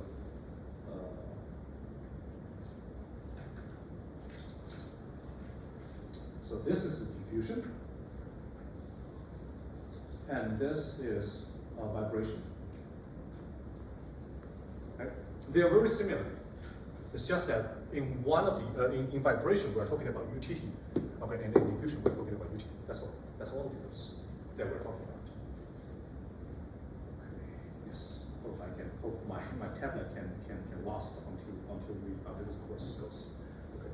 And well, now we're going to deduce this equation. How do we obtain the diffusion equation? Well, diffusion is what? Diffusion means that, well, okay, in the real world, what we see is that, how do I give you an example of diffusion? In the real world, what we can see is that, okay, so first of all, let's say I have a napkin on my hand, and a drop of water goes down, right? And then what you're going to see is that the shape of the droplet, okay, they actually diffuse, or the places of the places on the napkin that are touched by the water, it expands, right? It becomes larger and larger and larger and larger and larger. That's an example of diffusion. Right? That's an example of diffusion. And in the real world, the diffusion, it describes a physical process like the following. So let's just say that I am hearing about a certain material. Okay? I'm hearing about certain material mass. And every single part of the mass is going to do the following stuff. It's going, let's say I'm having many particles in this mass. And all these particles, they will do exactly the same type of movement, which is that they will always going from the places with the high density to the places with the low density. Well, same as, for example, the heat diffusion. It's the same, right? The heat will flow from the places with the higher density to the places with lower density. Okay. So again, here is the definition of the diffusion. Okay. It describes about the movement, a collection of the movement. The collection of movements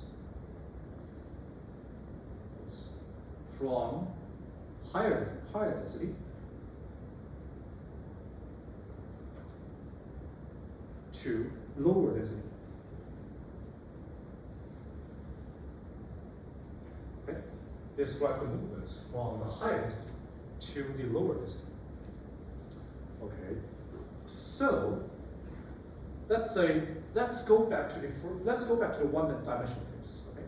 Let's go back to the one-dimensional case. Let's say I'm only having 5% of the okay. So let's say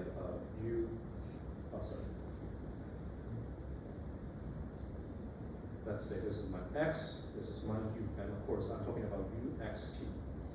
And now my u is not describing any displacement anymore. Okay? My u is not describing a displacement of a piece of string or a piece of drumhead. Not anymore. Okay? My u, in this case, my u describes the density. Okay, the density of matter. The density of matter, okay, at a certain place. Okay, the density of matter at a certain place. Okay, my uxt. So let's say initially I'm having something like this. Okay, initially I'm having something like this. So you see what I'm having here. So this is the density, right? So this is the highest place. This is the highest place for the density. And all the surroundings, okay, all the surroundings of this place have lower densities than the peak, right, than the peak. So that means that the particles at the peak, okay, they will go away from the peak, just simply because that its surroundings has lower densities, okay, than this particle. And same over here. For example, same over here. Right, same over here. This place, let's say this place is my x0, this place is my x1, okay? This place, x0, it has a higher density than x1. So the particles, they will have a motivation to go from x0 to x1, okay? Migrate from the places with higher density to the places with lower density. So also good? Okay. Okay, so, yes. So now the question is that how do we deduce? Okay, how do we deduce a partial differential equation that describes, right, the diffusion process? And again, let's say I'm talking about again the x0 and x1, and precisely, let me blow you up. Okay, let me blow you up. Precisely, I'm talking about a place like here. This is my x0. This is my x1. And here is the curve for the density. Okay, here is the curve for the density. Again, what I'm going to do is that I am going to take the whole bulk of the materials at this place. Okay, that's one thing. Okay, that's one thing. And let's say the total amount of the mass is n. Okay, the total amount of the mass in this interval is my n. And of course, this is going to be a function of t. Right? This is going to be the function of t. This n is going to change when time changes. Well, you see, since I am taking the whole pieces, sorry, the whole interval, okay, all the mass in the whole interval, that's one thing. Then, can you please describe what kind of changes can really change? What kind of movement can change the total amount of the mass in this interval between x0 and x1? Only coming in and coming out, right? And since I'm talking about the interval x0 and x1, so coming in and out can only take place at which locations? x0 and x1, right? x0 and x1, nothing else. I mean, of course, inside this is not homogeneous. This is not homogeneous at all. And there can be particles going left, going right, but as long as these particles, these mass, don't cross the boundaries, as long as they don't cross the boundaries, it doesn't do anything to me, to my MT, right? Only the things are going across the boundary will count. Sounds good? And of course, my MT exactly equals to the integration of all the densities between x0 and x1, which is my uxt integrated between x1, x0 and x1, right? Therefore, you see, I'm just now what I'm going to do is just simply doing the differentiation, okay, on the both sides.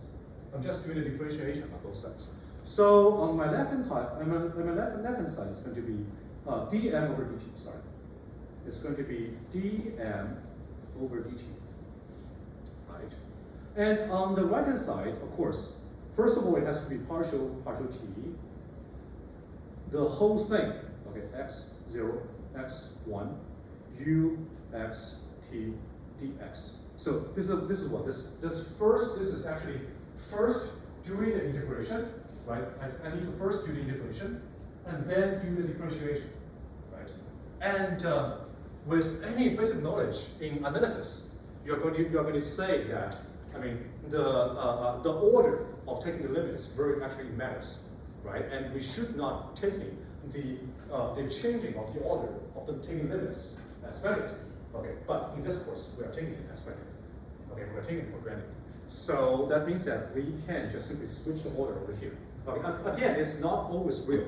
Okay, this is not always legal. But in this course, let's forget all this. and let's just simply change the order of taking limits. So which is x0, x1, okay? And now I first do the differentiation and then do the integration, which is exactly my ut x t dx. I mean, this is obtained just simply by differentiating both sides, okay, of this definition. This is the definition of that, and I'm just simply differentiating on t for both sides. But on the other hand, you see, on the other hand, just as we have illustrated, the dm over dt, okay, dm over dt, it actually equals to the flow in minus flow out, right? Anything that comes in and anything that comes out, and the difference will determine the changing speed of my mass. The flow in, the flow out, it should be the speed of mass coming in and the speed of mass coming out, okay, at certain time. And according to the Fick's law, okay, by the Fick's law, you see, again, the flow in and flow out, this can only take place at the two boundaries, x0 and x1. And what determines the amount of going in or going out at x0 and x1? What determines the amount? What determines the amount of the flow going in and going out? As well as we said, you see, the particles are always migrating from the higher density to the lower density. So at one place, for example, at x0, what is the direction of the flow? It should go in, right? That's because of what? That's because of what? That's because the derivative or the slope of u is negative, right? What about x1? Still going out, but that speed of going out should be smaller. That flow should be smaller. Again, this is because of what? This is because it has a smaller slope. And on the both sides, on my left side and right side of x1, the difference of the density on the left hand side and on the left side and right side of x1 is smaller than the difference of the density on the left hand side and right side of x0, right? That means that the flow at x1 is smaller than the flow at x0. Or more generally, we can describe it as here, as the flow is always proportional. The flow is always proportional to the spatial derivative. Ux evaluated at x1 t, and then minus the flow evaluated at x0 t. Okay, it's about the spatial derivative. Okay, the larger the spatial derivative is, the larger of the slope and the larger of the flow.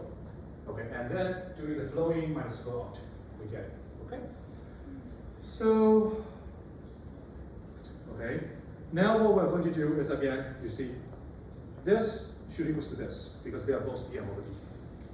They're both dm over dt. Now what I'm going to do is that, again, differentiating with respect to differentiating with respect to now to x1. Let's say I am fixing the location. I'm fixing the location of my x0, and I am changing the location of my x1 a little bit. Okay, by doing that differentiation. You see, on this place, at this place, again, since I am differentiating with respect to x1, this term will go away because it has nothing to do with x1, right? x0 is fixed. It has nothing to do with x1.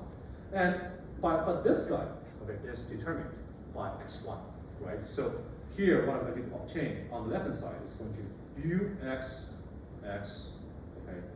x1 t. So that's good. On the right-hand side, what is the differentiation? What's the result of differentiation with respect to x1 on the right-hand side?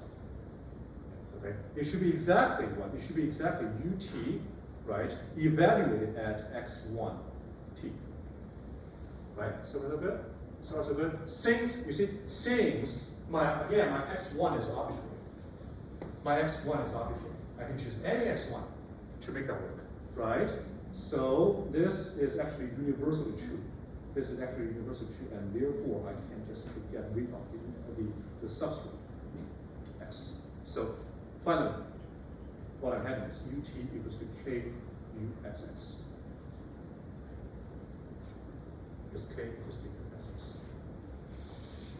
So good? So good? Okay. Well.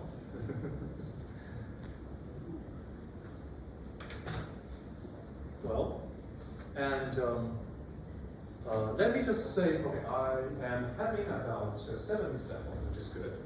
Okay, and let me see how much I'm having 4%. Okay. I hope this can last for another 5 minutes. Okay, another 5 minutes.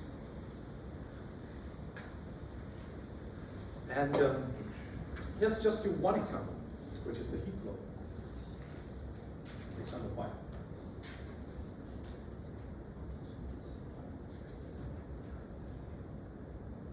Okay, example 5, heat flow.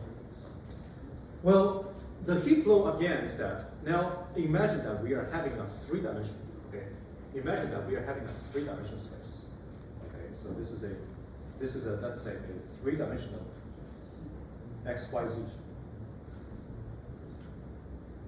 Okay, this is a 3-dimensional domain in the space. And of course, now, okay, if a region is 3-dimensional, then what's the dimensionality of this boundary? What is the dimensionality of this boundary?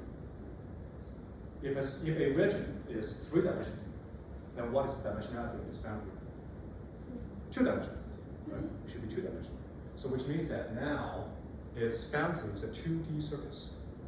Just like a ball, right? If I have a ball, then its boundary is what? Is the sphere, right? The boundary of the ball is the sphere, 2-dimensional. It's a 2-dimensional. It's a 2D version. So it's a 2D surface. Okay, the boundary now is a 2D surface. And imagine that heat is within this 3-dimensional space. Okay, and now we know that the heat will always migrate. Okay, I understand that this is actually abuse of language. But let's say the heat will always migrate from the places with higher heats to the places with lower heats. Okay, it will always migrate like that. So if I am writing, if I am using, okay, again, if I'm now I'm using U, okay, to represent by the temperature. Okay, U represent U. Now U is actually a 4-dimensional. X, Y, Z, T. Okay. U now is a 4-dimensional function. Okay. Three spatial dimensions plus 1 temporal dimensions. Okay. And the heat, okay, is always, I mean, of course, higher temperature means higher amount, higher density of heats. Lower temperature, lower U means that lower that density of the heats over here, right? And now what I'm going to count. Okay, now what I'm going to count. For example, first of all, is going to be so again my goal. Okay, my goal is to show you that the heat flow still satisfies the diffusion equation, which is also partial T. Sorry, which is also UTT. Sorry, UT not UTT. UT equals to, let's say in this case, K Laplace U. And in our case, in the 3-dimensional case, it's actually K multiplied by UXX plus UYY plus UZZ. Okay, this is my intention. I would like to show you that this is true. And what I'm going to do is the same as what we have done before. Okay, you see, here in example number 4, we were evaluating the total amount of mass of materials. Okay, in certain area, right? And in this example, in our new example, we are going to do the same thing.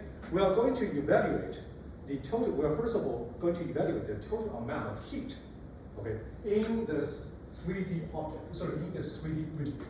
in this 3D region, which is exactly ht equals to, okay, so the 3-dimensional integral, and then c rho u, okay, dx, dy, dz.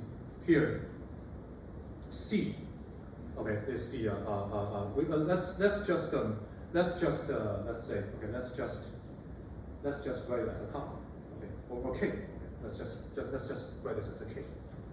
Okay, and I'm not saying, and k is what? K actually describe, okay, k actually describe one thing, which is the heat conductances at certain place.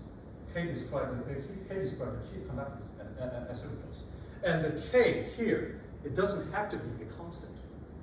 The k doesn't have to be a constant, right?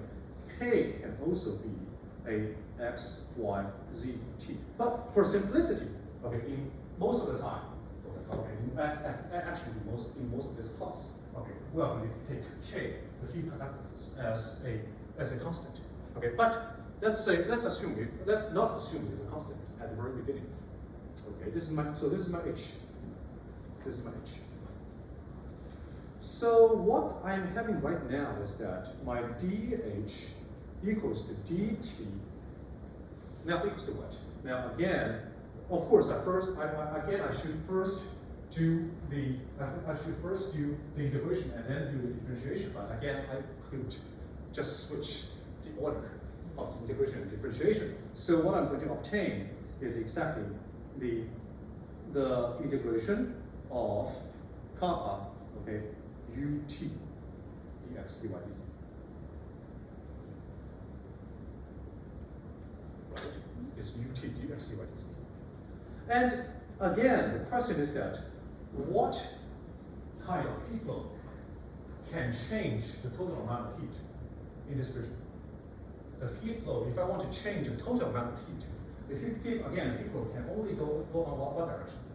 On the outward normal direction, right? Can only go on the outward normal direction, right?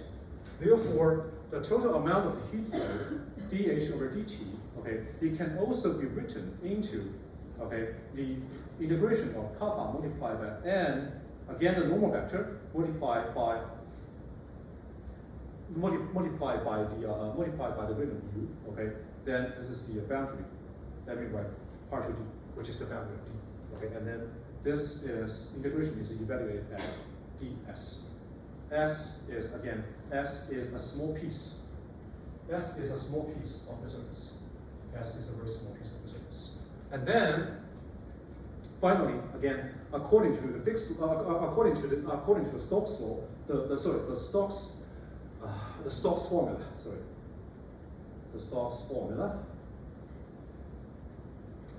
formula, this can be written into the integration. I mean, I'm changing from the integration on the surface to the integration at this, in the whole region, which equals to the gradient of kappa u, okay, dx, dy, dz, which means that this guy, okay, sorry, this integration equals to this integration when my choice of the domain D is arbitrary. When my choice of the domain D is arbitrary. And therefore, that means that, okay, well, again, if we assume that everything is so regular, and so therefore we could simply ignore the example that we gave. Where did we give the example? Yes, the example we gave over here. Okay, if we can ignore this kind of example, then it's fair to say that these two functions, they have to equals to each other everywhere, which means that, okay, I'm sorry, this is actually, I have made a mistake. So, so this is actually, again, should be 0. This actually should be 0. And the kappa is only about the speed of the heat flow. Okay, sorry about that. Sorry about the mistake. So this basically tells us that c rho partial u partial t is equals to the gradient of kappa multiplied by, okay, the Laplace the gradient of u, okay, everywhere. And if we assume that kappa x y, z, t. This is a constant. It is always a k. Then of course this is actually the Laplace. K multiplied. Sorry, this actually is the k multiplied by Laplace of u. Okay. So again, the three-dimensional twinkle, okay, which is described as this. Sorry, the three-dimensional equal. Okay, so yeah, so this is pretty much for today, and I suppose this is this is actually a very condensed lecture, and I mean I myself feel a little bit tired and exhausted. I mean in the last 20 minutes, and I assume that you folks feel the same way. Okay, so but again, my office will be open. Okay, in the next hour, so please feel free to knock on my door. Okay, and I'm working. Okay, so yeah, so I'll see all of you on Wednesday, and probably we won't have the luxury to talk about the example number 7, which is the Schrödinger equation. Okay, Schrödinger equation is also a very famous and useful class of partial differential equation in science, and I don't know if, but is there any people over, is there any students over here majoring in physics? Physics? No. Okay, perhaps that gives me a legitimate reason to jump through the Schrödinger equation. Okay, because probably not so many people will be interested in it. Okay. Then in the next class, I would like to get into 1.4. And again, you see, this is the third lecture, and the density of the knowledge is becoming, I mean, now higher and higher, right? And again, if you have any questions in the lecture, feel free to raise it right at the time, okay, in the lecture, or just go knock on my door, okay, here in my office. Please make sure that you go home without any more extra questions, okay, from this lecture. I hope that works for everyone. Okay, thank you for coming today, and I'm going to send the lecture notes later tonight, and see you all on Wednesday.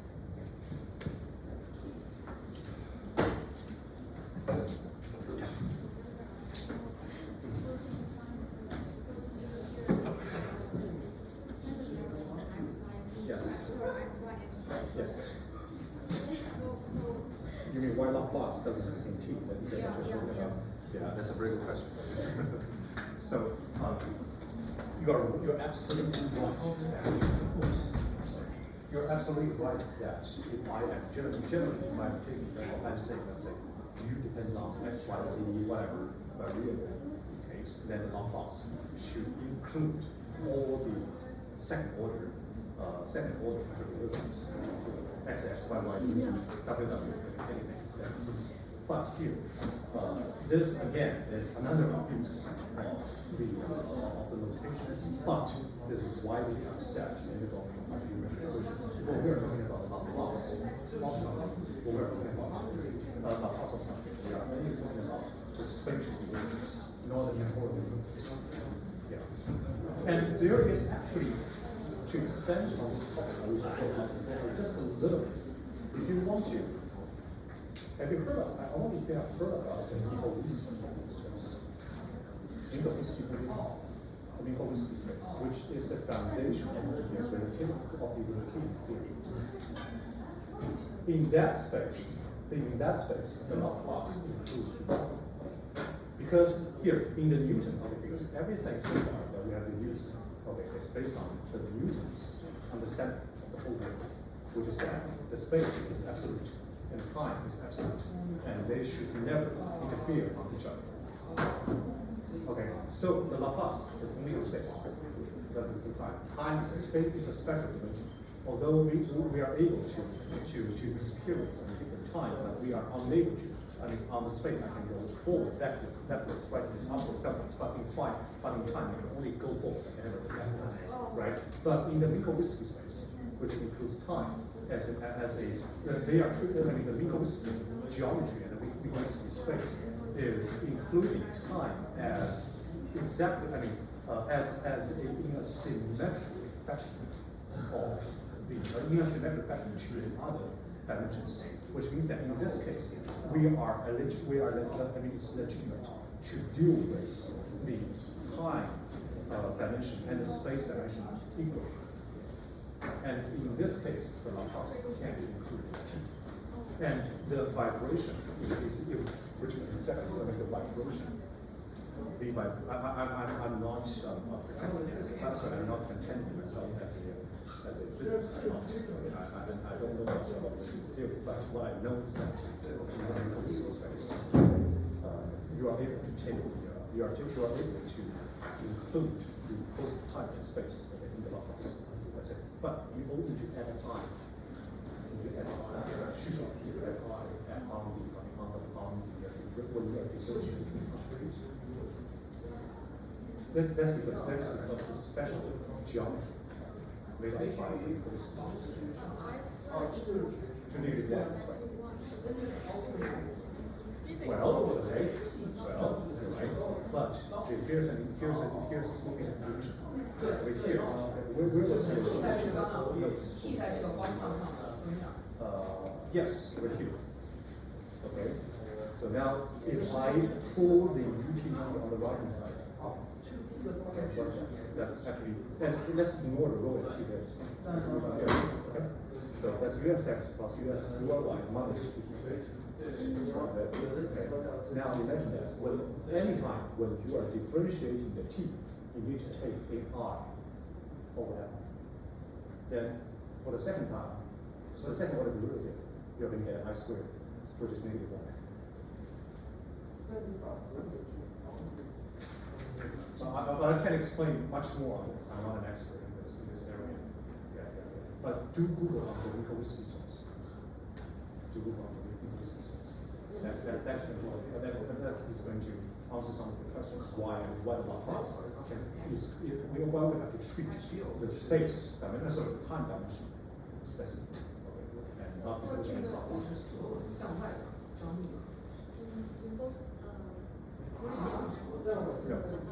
I'm sorry. The vibration. Okay. There are still vibrations in the. Let me say that. It's very easy to talk about vibration in quantum space or in the relative theory. Okay. But it's very but diffusion is actually a very unnatural thing. Diffusion is a very unnatural thing in the quantum world. And in the relative theory. Oh. This is completely different. This is completely different. Because imagine what would happen. I mean, even a small particle can do the vibration manually. But diffusion is actually a statistical result. One particle cannot diffuse. You need to have infinite many particles. You need to have a large number of particles to diffuse. So diffuse is a collection of things. Diffusion, the idea of diffusion actually comes from statistical physics. It actually comes from statistical physics. And later, when we are really solving the diffusion equation, what we see is that the diffusion equation, the solution of the diffusion equation, actually violate the basic assumption of the relative theory, which is that there is no infinite speed, and no speed can exceed the speed of light.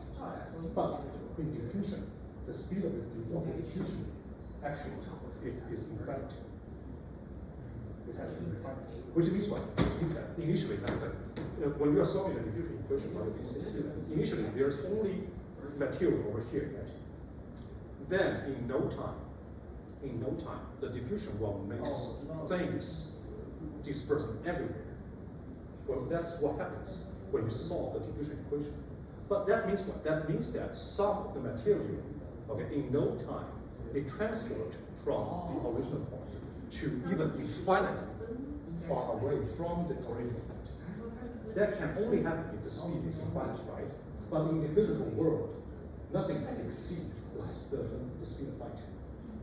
That's why I say that in the relative theory and in the quantum world, the diffusion is a very unnatural thing. But I'm sorry, I'm really not a physicist, so this is as much as I understand, and I can explain it. Yes. Yes. Are you talking about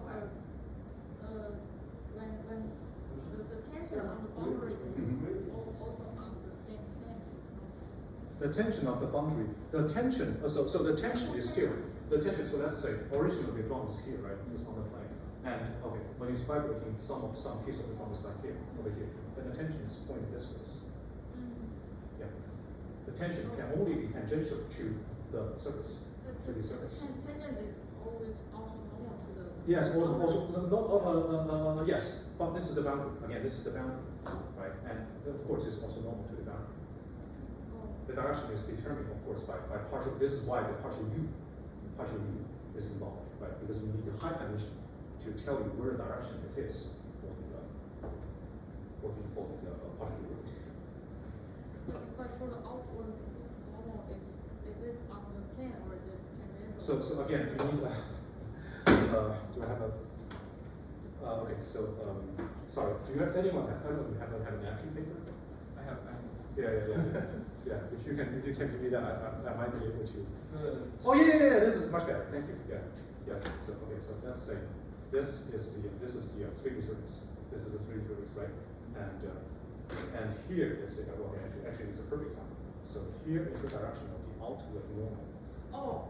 Right. Here is it because if everything is here, then all the outward normal should be going directly out on this direction because there's no. I mean, all the u derivative is going to be 0. Okay, but here the outward normal is on this direction, this direction, this direction, this direction. So is it good? Okay, thank you for that. Yeah. Okay. Are we okay to stay here? Do you wanna? We can move on. I prefer to move on. Yeah. Thank you. What office is it? Sorry. Being on all three. Or you just follow. Okay, quickly back. Yeah, sure.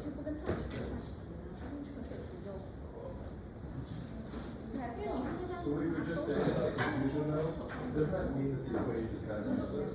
No, the equation is very useful as long as we don't get into the problem of it. Okay. Yes. But so the idea of the equation is that the process happens instantaneously. The fuses perfectly. because this is because there are not infinite many particles in the world. Right. Diffusion takes place in a finite space, right? But there are no infinite particles in the world.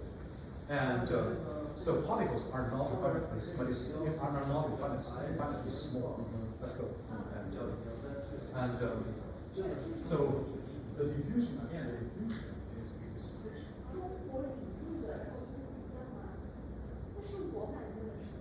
如果你方面是那个，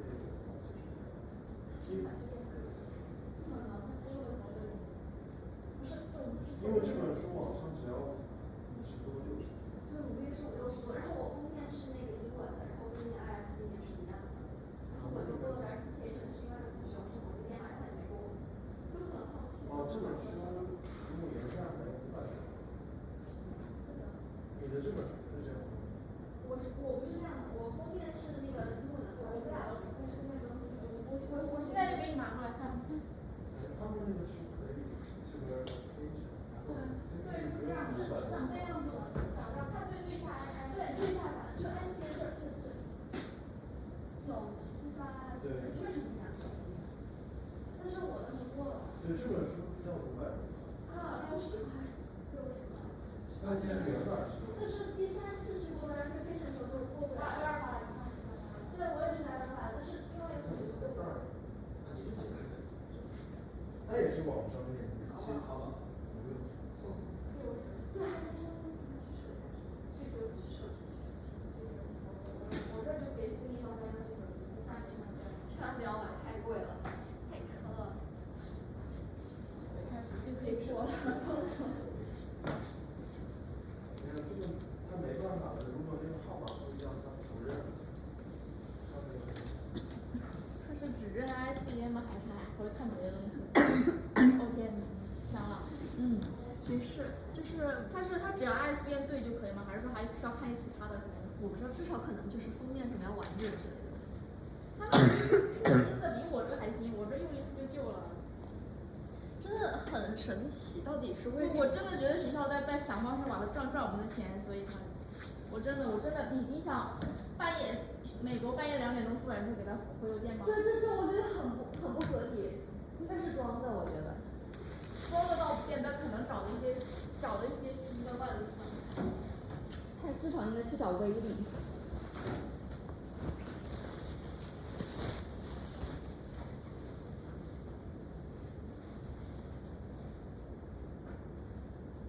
跟森迪说，想让他去扯一下皮。我把这个树叶装上，马上就可以发招了。而且要当面扯皮，不要扯着扯着时间过了。对，现在是不是已经下单了？现在已经下单了，那是明天。明天吧。对，看本周之内都有。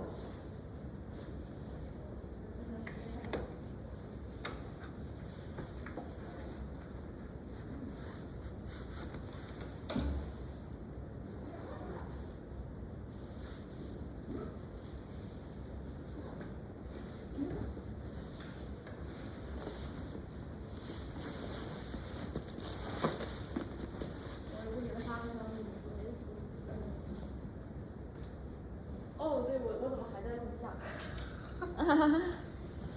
快快快！